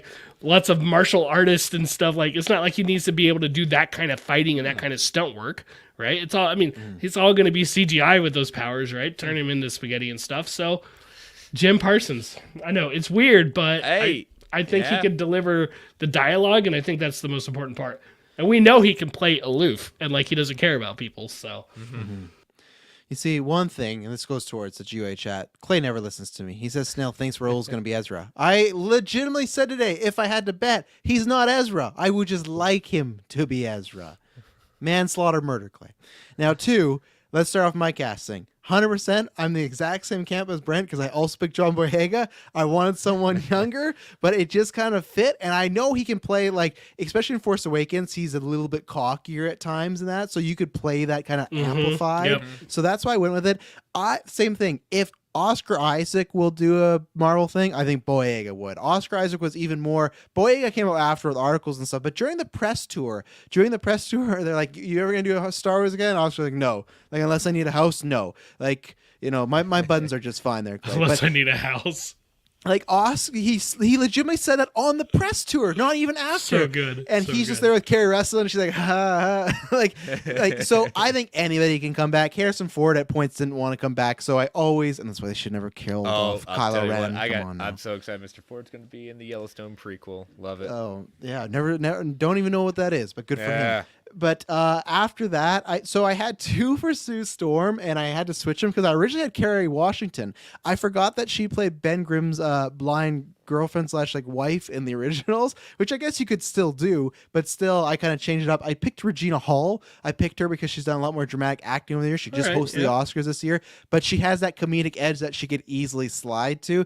I don't know why I picked this one. This one honestly was the hardest, which was the Thing Ben Grimm. I picked Liev Schreiber because I just could hear his voice in the Thing's body.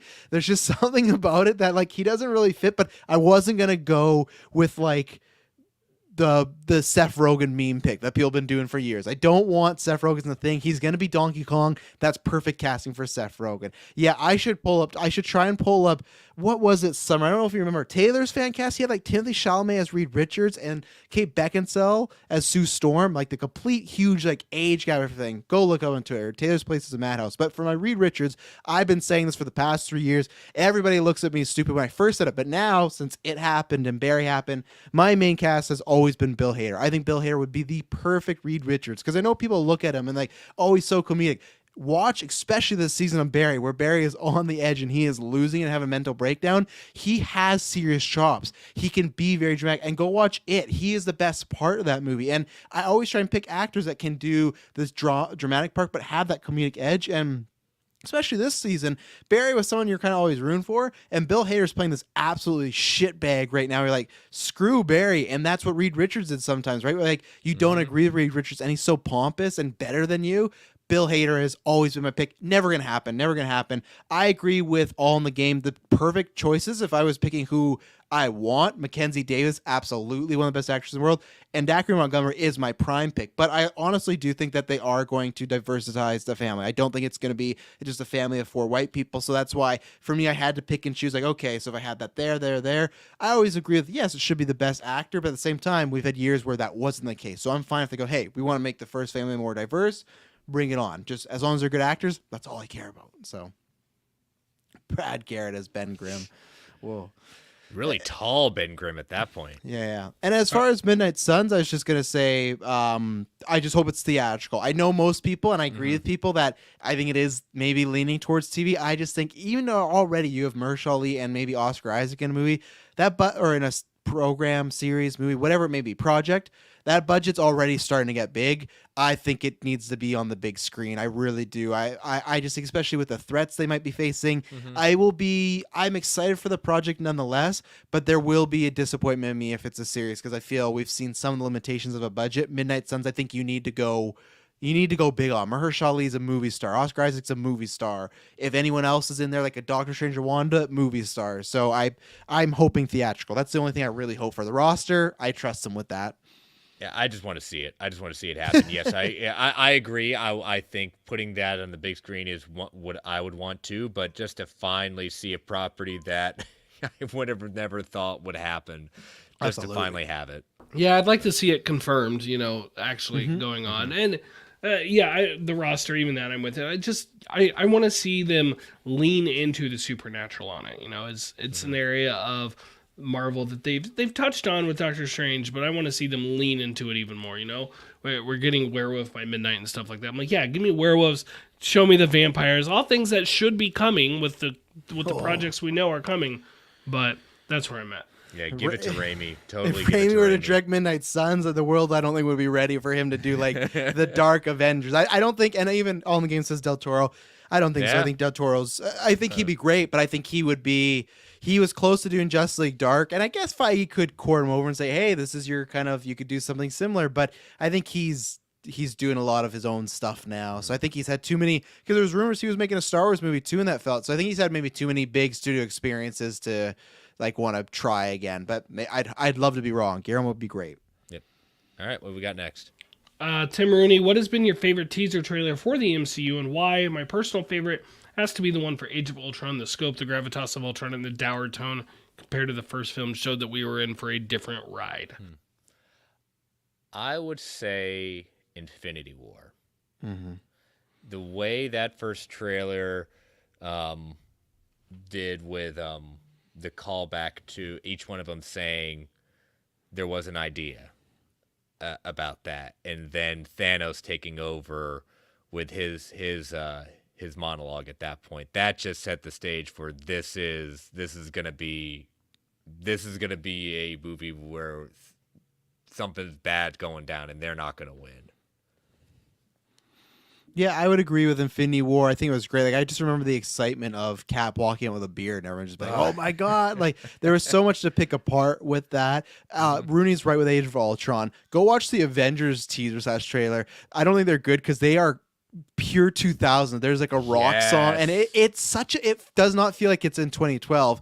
But the other one for me is Black Panther, because this is what I always love about podcasts. You can go back, and when Geek First, when it came out, I said I think this is gonna be like Dark Knight, like top tier level. And for me, it is. I have it in the top 10 comic books movie. I still think it is the best MCU movie. And I saw that trailer. I'm like, I was excited for Black Panther, but I wasn't expecting that. And when I saw it, okay, this is gonna be something special, and it was. But that was one of my biggest success. Like, this is gonna be a massive movie. Yeah, the Ragnarok one was really good too. That S-Pub. But yeah, I would go Black Panther for me. Really good. I'm going to agree with Rooney about Age of Ultron, but for slightly different reasons. I think it's a great teaser, but I love the story of how that trailer came out, that teaser came out, because it was going to be released during an episode of S.H.I.E.L.D., and then it leaked early. Marvel's official account tweets, "Damn it, Hydra," and then they released the trailer online officially. I love that. I love that that's how they handled that. Yeah.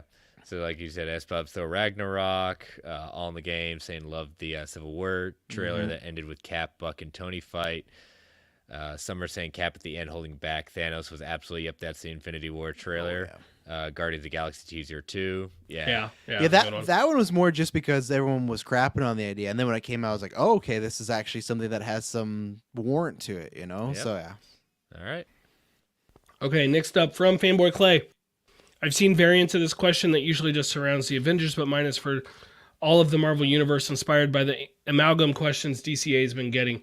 If one ring from each Spectrum core made its way to the Marvel Universe, which heroes and or villains do you think the rings would choose? Who's going first? All right. We'll just go for, I think we started with green, right? Yes. Okay. So green being Will. I had a bunch of different options at that point, but out of them that I think would be interesting, I'm gonna go with Elektra. Electra. That is interesting. That is. They're best known for the Powered by Will, and the Guardians universe built the central battery to power and protect the universe. A talented combatant without equal. Elektra has taken on and defeated enemies more powerful than herself, and occasions through force of just will. She's clawed her way back from the dead and continued to fight, making her one of the most feared fighters in the world. She does not stop, and if you're reading Chip Zdarsky's one, it is the epitome of willpower of what she continues to fight on. So, yeah, give her welcome to the Green Lantern Corps, Natchez. Yeah, for me, I went with like a different reason because he's always an underdog. There's always lots of stuff he has to go through, whether it's Mhm. multiple villains or just trying to pay a bill or something. But I went with Peter Parker. To me, I just think Mhm. about like one, you got that kind of sometimes Hal Jordan quippiness there, but to me, it's just you talk about someone that he's not the strongest like Marvel character or the strongest hero and stuff like that, but he's always in the fight, and I feel like he has that humanity quality about it. It is Will, but I feel like there's a humanity to the Green Lantern Corps that Peter Parker has. So that's who I went with, was Peter. And he also took a bullet for Captain America. There you go. That's a lot of it takes a lot of will. I mean, for willpower, you can do it all day, right? Steve Rogers. Oh, there you go. Oh, there Yeah. you go. Yep. All right. What's our next one? Next Red. like Red. red. Okay. Well, I'm gonna take the obvious one. It's gonna be Hulk. At Oh, that okay. point, again, the angrier Hulk gets, the stronger Hulk gets, and a red lantern ring would be the ultimate rage-induced enhancement. At that point, Now my whole list is not like this, I promise. It just happens that they're back to back. I went with Carnage. Not just because he's red, but you think about rage and you think about just like mercilessness. That is Cletus Cassidy right there. And I would hate to see what he would do with the ring. He's already bad enough the way he is. So yeah, I went with Cletus because that guy, you talk about rage. He's nothing but he's just a ball of rage. So I initially thought Hulk, but then I thought, no, I'm gonna mix it up. I'll go Matt Murdock, Daredevil himself. okay. That guy, he gets angry. He gets mad. and it fits the costume too. Yeah. my backup choice would have been Sabretooth if someone chose Hulk. That was a good one. Yeah.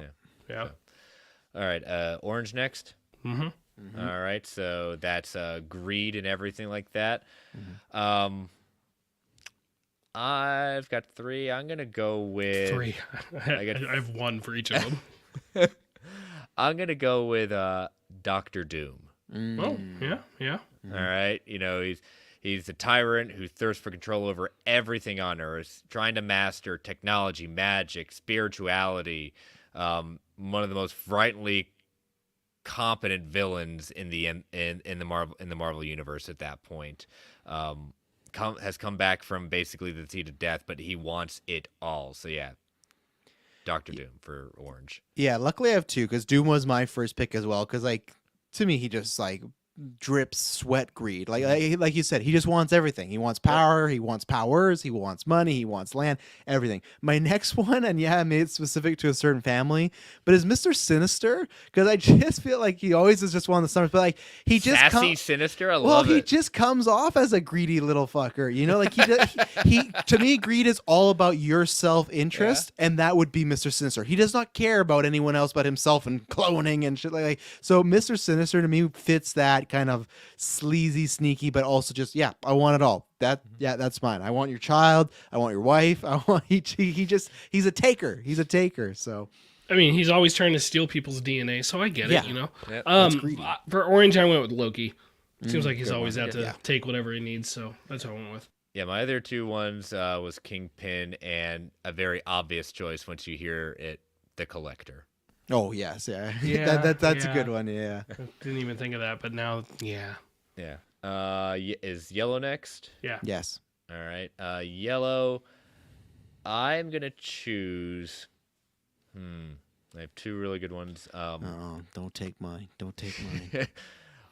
I will choose Carnage. Oh, okay, there you go. The ability to instill fear in your opponents. No one usually is as fearful as a sociopathic serial killer that cannot be stopped at that point. And but yeah, so Carnage will join the Sinestro Corps.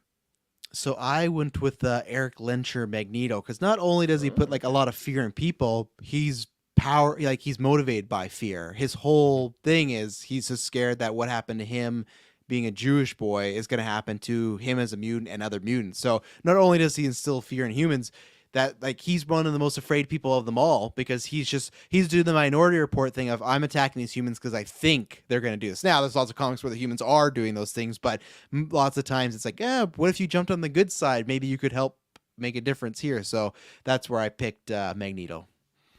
Green Goblin. Okay, Green Goblin's good who one. I went with for fear. Feels pretty obvious to me there. Yeah, I was debating between that, the Punisher, or Mysterio. Oh, the Punisher or the Ring. Yeah. What's next? Blue for Hope. Hope? No one on the Avengers could be considered the greatest beacon of hope than Captain America. Yeah, that's who I had. I didn't have another choice. I was like, it's either him, it's Sam's Cap, it's one of those characters. You know, I really feel that Captain America, Mr. Hope. Peter Parker. There you go. That's who I went with for that one. My other ones were Nightcrawler Good choice. and Miles Morales Spider-Man. There you Yep, go. also good. Is Indigo next? Yes, Compassion. Okay, so Compassion now, the Indigo Tribe, the members are usually re-educated criminals who lack compassion, and it gets forced onto them. So thinking about that, I chose Green Goblin. I kind of forgot about the criminal part, to be honest. A lot of people do. So don't I feel bad. always Yeah. forget about that. I'm keeping mine, but that's gonna make That's mine fun, yeah. very different. I'll try and come up with another one. Mine was I had Storm because I just feel like Storm is always sometimes she's the leader of X-Men, but I feel like she has usually the best connection with the whole team. Like people don't have too many issues. She tries to play peacemaker and keep a level head. So that's who I'd keep. I try to think of I'll try to think of a villain. If I'd go yeah, that one's tough. Of thinking of a criminal that I think would fit this one. So Brent, what do you got going on? Okay, I actually have two. I lied. I guess I do have two for one of them. Okay, when it was just Compassion, when I was just thinking of that part, I thought of Aunt May. Seemed yes. like nobody more compassionate. But I did think of one name prior to Aunt May, and that is because the Indigos, tell me if I'm wrong, like they're like sort of like mind wiped or like controlled. Like they don't have full control of themselves, right? Yeah, they're conscripted soldiers. I thought of the Winter Soldier for that. Okay. That's a perfect one. Yeah, That's a really good one. Yeah. Sapphire next. Yep. Yes. Love. All right. Mine's gonna break the mold of the Sapphires, because typically women make up the Sapphire one. But I'm bringing a man into this, not because I disagree with it, but I thought about it. Not enough men in the Sapphire. Just Corps. too woke for me. Yeah. I'm going with Peter Parker Spider-Man. There you go. That's good. You know, All right. the power of the violet light being held by women, but Spider-Man's still a strong contender to join it. You know, can be wielded by an individual who has been touched by love, either capable of experimenting or having lost it. And who cannot have lost as much as Peter Parker in his life that continues to hold that love and hold that hope, except maybe not now in the comics. He's kind of a jerk, so. Yeah. We all have our bad days, you know. Yeah. I went with Kamala Khan, Miss Marvel, because I feel that Good choice, even in the there. worst dire situations, I've read a few for Solo Run. When I really read is when they did the whole like what was it, all new Marvel era when they did that, and they had that team, and I actually really loved the team. It was like of Avengers. It was her, Miles Morales, Falcon, Mighty Jane, and of course Stark. And it was such a ragtag, weird Avengers unit. But she always was kind of the glue. But it just always, whether it's her like love for Captain Marvel or just the other people, it felt that she was always comforting them, and just there's never, you never get the bad edged Kamala Khan, you know. And she's also been someone that's been through a lot, you know, upbringing. You look at the things that stayed in America, like had to gone through a lot, right? So that's who I picked, was Miss Marvel. Specifically the movie version with this one, like I don't think this necessarily translates to the comic version, but for the movie for Sapphire, I went with Shang-Chi. Everything about that character is about love. His entire origin story is about love. Now, most of it's not like romantic love, but it's all about love. Yeah, love for your parents, love for your siblings, that's love for your friends. That movie is practically a love story. Yeah, I wanted to back up so I don't scream that I don't understand the Sapphires. The female choice was Sue Storm. I just remember when Deadpool killed all the members of Fantastic Four, and Deadpool kills the entire Marvel universe. She blew up his head in revenge. It simply just blew it up. And in Secret Wars, she was the one of the few that suspected something was up, as she was married to Doctor Doom. So, Hate to see it. yep. So, Black is next, right? Death. Death. Thanos. He loves death. Going to kill half the universe to impress the personification of it. Well, To get in her pants. Yeah. get in Death's pants. Yes. What a missed opportunity. Tell me I'm wrong. Tell me I'm wrong. But no, I thought Thanos, and then I read some, and they talked a lot about using former dead people or raising the dead. So that's why I went with Hela, the goddess of death. Okay. Like it. Very much what she does Respect. in Good Ragnarok, and I choice. feel like that the ring would suit the outfit as well, whatever version. So yeah, went with Hela. Yeah, Thanos was my first choice as well, the first one I thought of, but I'm actually going to go with Annihilus. Yep. They on brand. That's right. And a white. This was the toughest one for me. I had a tough time. I am going with Phoenix. You know, she's a hybrid of life and death. She can't die. The Force is the source of life in the cosmos, and the Phoenix Force describes itself as a cosmic conduit for all cosmic life force in the universe. If the Phoenix perishes, the universe perishes, and she can manipulate life and death as she can even resurrect. So, The Phoenix as a White Lantern. Good Lord. So I had two, and I'll say the two because I know Brent doesn't have one of them. My first actual point, I went with the Watcher. That to me was the best one when you talk about life. This guy's seeing it all. He's experiencing Coward. life all the time. Yeah, he's also a coward, but he's seeing life all the time. So that's why this was honestly the hardest one. I had to rack my brain. But the other one I thought was Xavier from Power of 10 because he's just constantly he's just no because he's constantly just growing these mutants back to life, and he's just he's literally producing life. And he has this kind of God complex because doesn't mean life's always good, but that's why I went with the Watcher because I felt it was a more neutral choice. So Yeah, I definitely and came Black at it. Panther, that was on my Black one as Panther's well. very Yeah, good. I had Yeah. Black Panther as my third. Yep. I came at it from a different direction. When Kyle Rayner became the White Lantern, it was after he mastered how to use the entire emotional spectrum, right? So it's bringing everything together in one. Well, I thought, who better to encompass several different versions than Moon Knight, right? Mark Spector, yeah. Stephen Grant, Fits Jake the suit. Lockley. Yep. So I'm going, and yeah, of course the suit. So I'm going White Lantern. It's a good Martin, one. pick your name, but Moon Knight.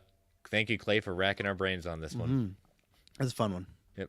Oh, this is the one that I think I see the next one. This is one that Yeah, Travis from, has been looking forward to. From Taylor over there at Geekverse. Says, I'm very curious as to why it's okay for Steve Rogers to invade and stay in another multiverse to live the life he always dreamed of with Peggy Carter, knowing all the galactic problems that entails now. But it's not okay for Wanda to do the same thing, essentially. Invade Brent. is Brent a needs to answer, just Brent. very hostile word choice there. Yeah, he had said this to me privately, and I was like, I don't know how to tackle this issue. I'm on Marvel Alliance. That's a perfect thing. And I don't think he added it here. The other thing he added too is the fact that there's still a frozen Steve Rogers in that universe as well. And I thought it was perfect because I know some people play the fence or they bicker about. For me, I was completely on the Russo side where, to me, Captain America was going to multiverse. He wasn't time traveling. I felt that fit the movie more, and I also just felt like it was weird if the whole Captain America was there the whole time. If 9/11 happened and Steve Rogers I'm not going to try to stop that. To me, Steve Rogers, knowing all these bad things would happen, would not just sit back and let that happen. He would try and do something. So for me, I liked the multiverse one better. But then that opens this can of worms because it shouldn't be fair. Steve should have to come back. Something should have to happen because if Wanda's just trying that, he's doing what Wanda's trying to do. Wanda's trying to go to Doctor Strange, take those kids, and the other mom's gone, right? He's going to this universe to be with Peggy while there's another Steve that's maybe going to stay frozen forever. Or I don't know, is there going to be two Stevens? It's going to be a very awkward situation. So I think it's very much like Wanda's talking about. It is a hypocritical thing. I get it. I'm happy for Steve, but at the same time, Who's it hypocritical of? Steve Rogers. Who's being hypocritical with this? The Avengers that would be talking about the situation, because Steve Rogers did it, that's fine, but why can't Wanda do it? That's the thing. There's an answer to this. Who knew that Steve Rogers was going to do this? Exactly, yeah. One person. Bucky is the only one who knew Steve was going and not coming back, right? Bucky is never going to turn against Steve at all, in any way. Nobody else knew about it. Now, we don't necessarily know, by the time you get to the events of Doctor Strange, we don't necessarily know how much do the other heroes know about it. How much did Bucky and Sam end up telling them? But it's not like Steve Rogers, or it wasn't like Bucky was going after Wanda saying you can't go into another universe and live the life you want. It was Doctor Strange, who is already arrogant and hypocritical. So nobody's saying it's okay for Steve to do this and Wanda not to. It's just nobody knew about it for Steve. But No, I mean, yeah. Bucky was never going to stop him. And I'm But with us you on as the the multiverse viewers, thing, for the record. Us as the viewers, though, it's on us. If we don't hold Steve accountable and we hold Wanda accountable, Well, we're I bad think people.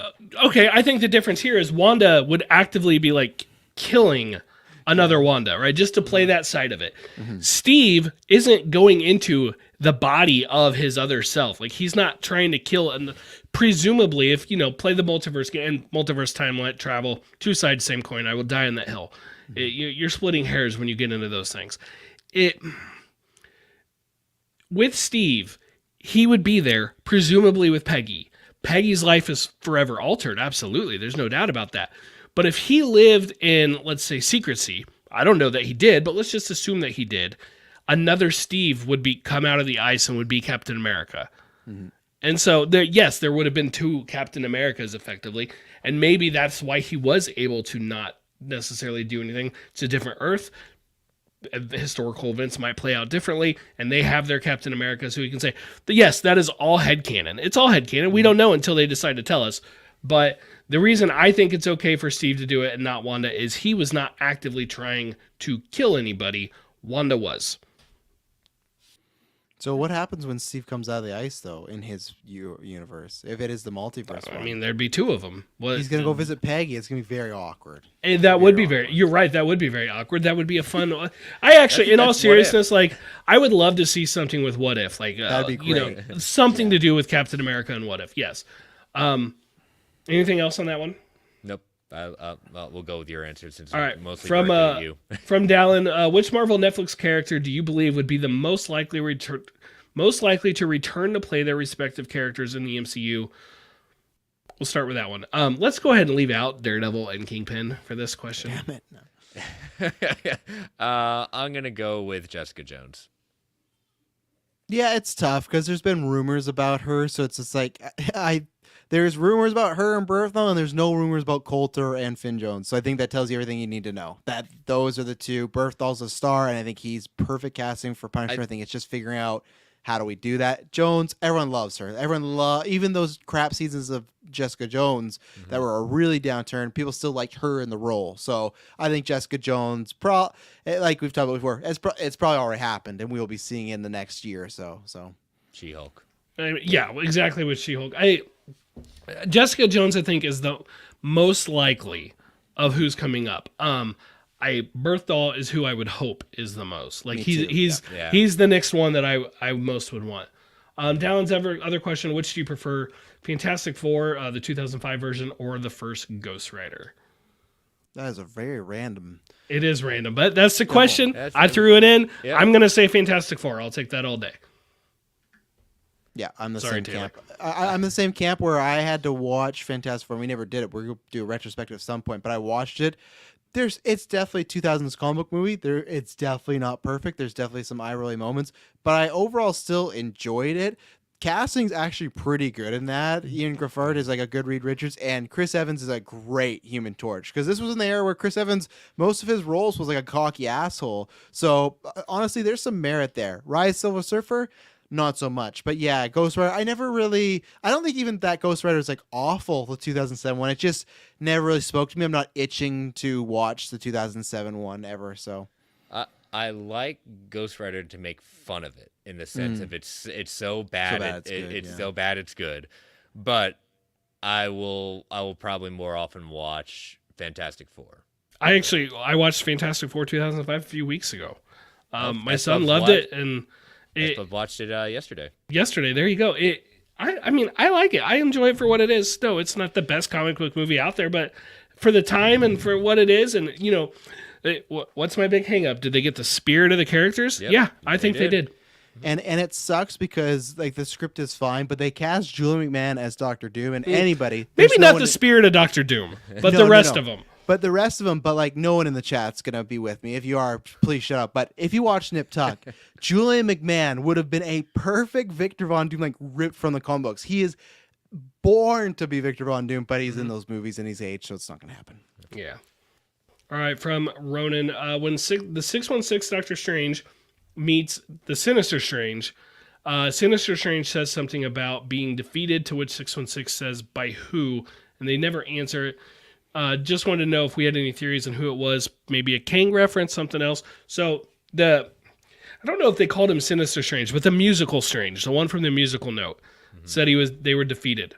By who? Who do we think it was? Ralph Boner. Potentially. Can't rule it out. I honestly think it could be Kang, but I could also think it's a line you never hear again. It's just like a fun headcanon, like, oh, what could that be? Could be Mephisto, could be any number of people. I would say a version of the Illuminati. I thought it was Fallout from an incursion. Yeah, That's how I took it. Yeah. And so a version of the Illuminati, because they were part of that. So yeah. But Summer has the best answer. Yes, it is Mephisto. Terrence Howard's War Machine. He came back. Next time, baby. It's like it's this time. This time, baby. Yeah. All right. Well, great questions this week. We're gonna take this time our last ad break. Those questions did take a little bit of time, and we'll head in Fact or Fiction Comic Book Club to close out the night. So again, listeners, you know the song and dance. Turn down that volume. We don't choose the ads. Here they come. 3, 2, 1. We'll be right back. All right. So as I write down this lovely timestamp at that point, I will pull up last week's Fact or Fiction. Behind the scenes. Fourth wall breaking. Fourth wall breaking, yes.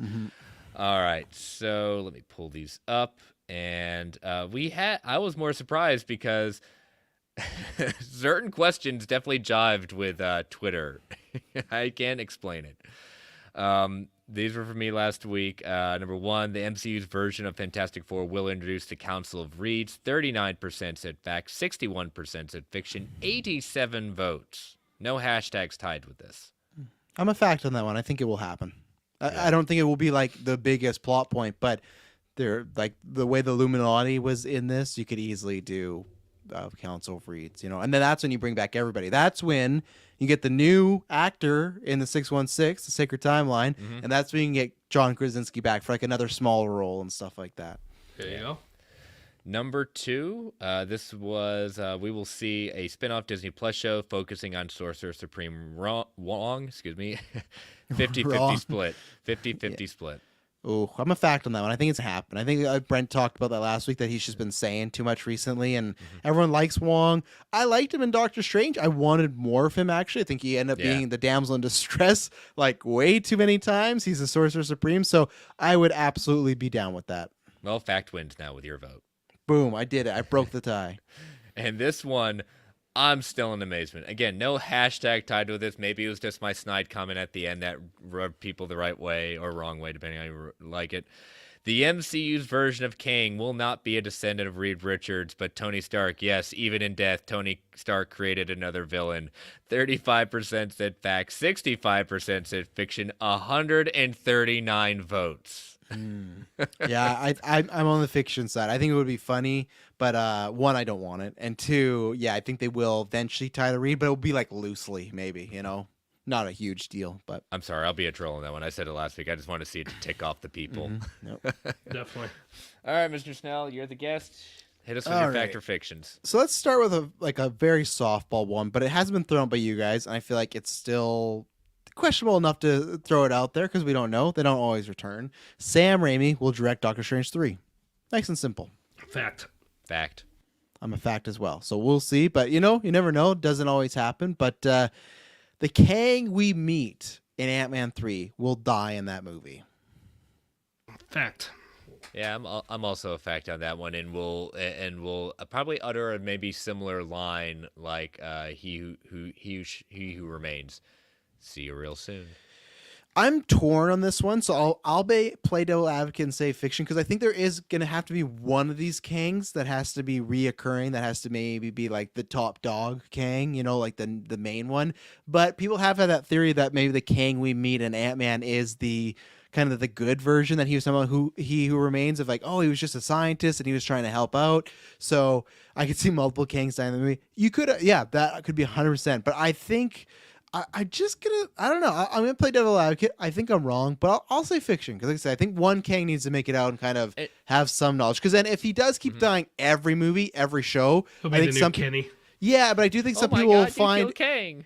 I think some people will find like a lack of stakes there. Of like, okay, every time he's here, he just dies, whatever. But if one escapes, one goes away. That knowledge of this multiverse, this time, whatever it may be, gets more powerful. Or it could be a Kang that we meet Ant-Man, and then we don't see him for a few movies later when he's like time traveled, done a whole bunch of stuff, right? So, Well, and I feel like my last point is I feel like Paul Rudd could act the same way as Mark Ruffalo did in Infinity War, where he's the warning to like about Thanos is coming. If he's had this experience with Kang and Kang escapes and he's all dangerous, or he could be dangerous, he's the guy that says, yeah, you got to actually look out for this. Where if he's dead, he's maybe not going to say anything, you know? yeah, I'm gonna change it because I'm more thinking about it. I think Oh. I don't, not because you convinced me, but I was thinking of Oh, something that sorry, I can't give you that credit. Um, the idea of villains dying and they don't get to be used again, like just the villain problem in the sense of, oh, we got to kill them off, and what do we have left? They can't come back. I want Kang knowing that he can come back, and yes, he can come back as variants. I like the idea that we're gonna have another many Kangs running around and causing chaos. Yeah. So, I'm sticking with it. Fact. He's going down. oh, okay. And then finally, we will see the Marvel Universe 838 again in the next 3 years. 3 I didn't years? do 5 because 5, I think that's way too much time. So much could change. They could 2 months from now announce, oh, there's Illuminati series and coming in 2020. It's like 5 is way too big. The reason I'm saying this is because you got What If, you got X-Men 97, which we don't know. Does that technically count or whatnot? And that's why I'm saying fact, because I think we're going to see it, even if it's a not an allusion to, but like a quick scene. Other things, we have Loki, which is maybe multiverse stuff. And like I said, if X-Men 97 is that same Xavier, the show could start of like, man, we just lost Xavier. There is no way that show doesn't have Xavier. Yeah. Oh, you never it's know. It's a variant, This but is tough, I love though. it. Yeah.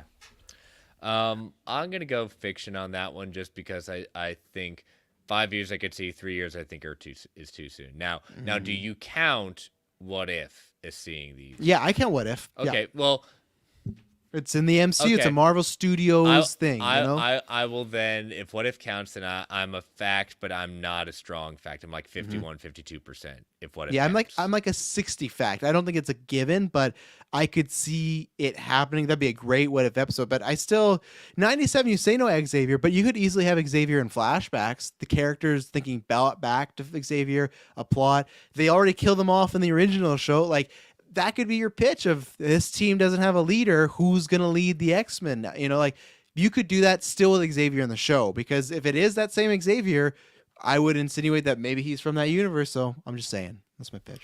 I'm gonna say fact, but it will specifically be in What If. So let's say if you had said we will see them in live action again, I would have said no. But I'll say fact, and I'll add to it. It's What If. Yeah, that's gonna be a great episode. Yep. All right. Well, I will post those on Sunday afternoon to make sure you check those out. And I want to see if that Sam Raimi one's 100%. I want to see if anyone doubts it. That's why I'm putting it out there. You know. we've had some 100% believing in one way or another, so we'll have to see. Let's see. But all right, well, let's head to Comic Book Club to close out our evening. Annihilation number 3. I Brent, love this artwork. I love this artwork so much. I was about to let you start, Brent, because you definitely had a lot of praise for this issue. This art is it's just beautiful. Just watching Drax stab people with knives and things. It's just such amazing artwork. I love this. That splash page of Drax jumping into the Annihilation wave with just a knife in his hands. That is epic. I particularly loved them Annihilus turning Galactus his power set into using it to basically become a living cosmetic Death Star. Yes. And I just in general enjoy the chaos of this issue and like how much they are on the run and they're trying to figure out not to retreat, but just how to what to do to save as many lives as they can, and questioning is the war over or not. I mean, they are so in over their head. They've been in over their head since the Annihilation wave started. At that point, the chaos, they're basically holding on by a shoestring. At that point, Thanos is working his plan, and I said it last week. We're just waiting for him to turn on Annihilus because that he's playing a long con. But what I did forget was when Super Skull was going to rise again, and I love. I love his entrance. Someone care to explain to me how I wake up buried under a mound of debris with a Kree accuser and a Galactic Herald piled on top of me? That felt so comic booky. It's like, Yeah. he just woke up. You know, we all thought he was dead. And yeah, they give you some science stuff. And, he collected the energies or whatever. But it's a cool shot. It's a cool shot. And Super Skrull is an awesome character, so that's fine with me. Yeah, and but yeah, they're basically, you know, retreating back, and Earth is in the background, and they're gotta have to stop this because it's basically taken out everything that they've done. So, but like we said, it's very different just because we see Star-Lord, we see Gamora, and they are not looking and acting like we are used to. Remind me, when this was happening, this was around Civil War, right? Yes, because it is like, yeah, just call, phone home, you know, get some backup, get the Avengers to come help you out, get the X-Men, the Fantastic, the New Warriors, even just get some team that Nova's affiliated with. But so good. And yes, the artwork just took me a while to read this issue because I just kept staring at some of those pages. Yeah. So, but all right, well, we will head into issue number 4 next week. So, all right, well, a long episode, but a long one, but a goodie as usual. So I want to thank Travis for joining in this week. Oh, of course. Don't gotta thank me. It's always fun. It's a good time. I thank you for doing the Wednesday, and yeah, it's good. I'll definitely be back some point in June. Because when is Miss Marvel? What is it again? June 10th or something? June 8th or something. So probably be back before. You might be back a couple of times. Some of us are going on vacations. Yes, exactly. So that's probably when I'll be back. So this guy is going on vacation. Funny how that works. I know. I get the call. I'm like Ghostbusters. Yep. I'm like Batman. You throw the signal up there, and it's not a signal. It's a Attend warning. Marvel Alliance. Yes, I can do that. Well done. Well, tell people how they can follow you, Travis. Travis B. Snell. You can catch me in all my shenanigans, whether it's on Twitter or on Geek First or when I appear here. And yeah, always a fun time.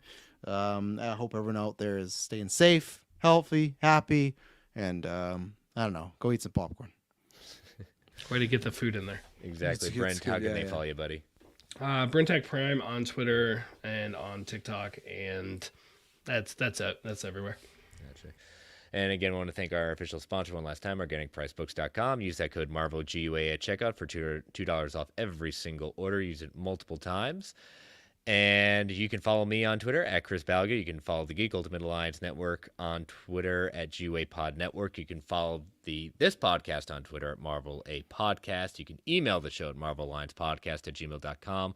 Feel free to tweet, email if you want to provide feedback, factor fictions, ask questions. Continue to rate and review this show on the solo feed, GUA feed on Apple Podcasts, Spotify, whatever platform of choice may be. Thank you all for listening. Thank you all who have joined us live in the chat. Stay safe out there, everyone. We will be back next week at our regularly scheduled day and time. Stay safe out there, everyone. And as Stan the Man would say, Excelsior, true believers. All right. So, post credits, I'm going to let Mr. Snell take this because I do remember he had a factor fiction about this. So there's a rumor going around, Mr. Snell. And what is that rumor? The rumor is that they are talking about or talking to, either way, as I usually say, it's like C tier right now. So just don't get too worked up. But still, there's enough people talking about that they are possibly going to be doing a live action Captain Cars series with Peggy Atwell. And I think my factor fiction a long time ago is that we'd see her in live action. And that obviously happened. And the show, I had been talking about this on the Geek First Patreon episode. I think it was going to happen. This was before the rumor came out. I feel like this is going to happen. I feel like this is one of these things that Scoopers could just produce because it's one of these like kind of duh things because it's not a guarantee, but I just feel like all around it's a good idea. Get more of Atwell in there. The Captain Carter concept's great. I've seen like a smattering of people, which I didn't even know was a thing until I had to look into it. Of people think, oh well, of course Sam's Captain America, and now they're going to do Captain Carter. They're trouncing on his reign. It's like different multiverses, different characters, different kind of audiences in a sense. I think they represent different things as well. Like Sam's Captain America, like, Peggy's Captain America or Captain Carter is not going to be about the struggles and trying to go forward as a black man being Captain America. That's not what Captain Carter is going to cover. So like they're clearly going to show you different things and different they might get phone calls about that. Well, yeah, it might be. Yeah, oh, you never understood what I went through. No, like Captain Carter would clearly be about other things. So I think this would be a huge success. I think it's one of these things people have talked about where, with Jane toys that are out right now, they just fly off the shelves. Like people love the variant ideas too. I think that's just down to it that people like, whether it is Alligator Loki or whether it is Captain Carter or whether it is, like Miss Marvel played by Maria Rambeau. Like people just like that. It's fun to do. So I think this will happen and I'm looking very forward to it. I'd be very curious what they do with it as far as what Captain Carter is. Obviously, Chris Evans wouldn't be in it maybe for one appearance, but that's about it. But I really do hope it happens. Yeah, this is coming from the Diz Insider show from Derek Cornell's Rumor of the Week segment. He said, like, they're hearing not for sure if it's a series, but they're hearing a live action something at that point. A series or movie, something's in the works. Live action will be coming, continuing. I don't think we're continuing the character that was, spoiler alert, half a person now. I mean, the show ends if you with do her it Darth Maul style. yeah. Or the show ends with like, oh, I just got to go to this meeting with Illuminati. Like, I'll be right back, Steve. I'll be right back. And next time, baby. Pull in Natasha. See you in a minute. No, not so fast. I love the idea. I hope they do it. Show, movie, whatever. I really don't care. I think it's a really great concept. And it was fun seeing her for the 5 minutes or whatever it was in the Multiverse of Madness. It's great. I wouldn't want to lose her in the What If show because I like her character there as well.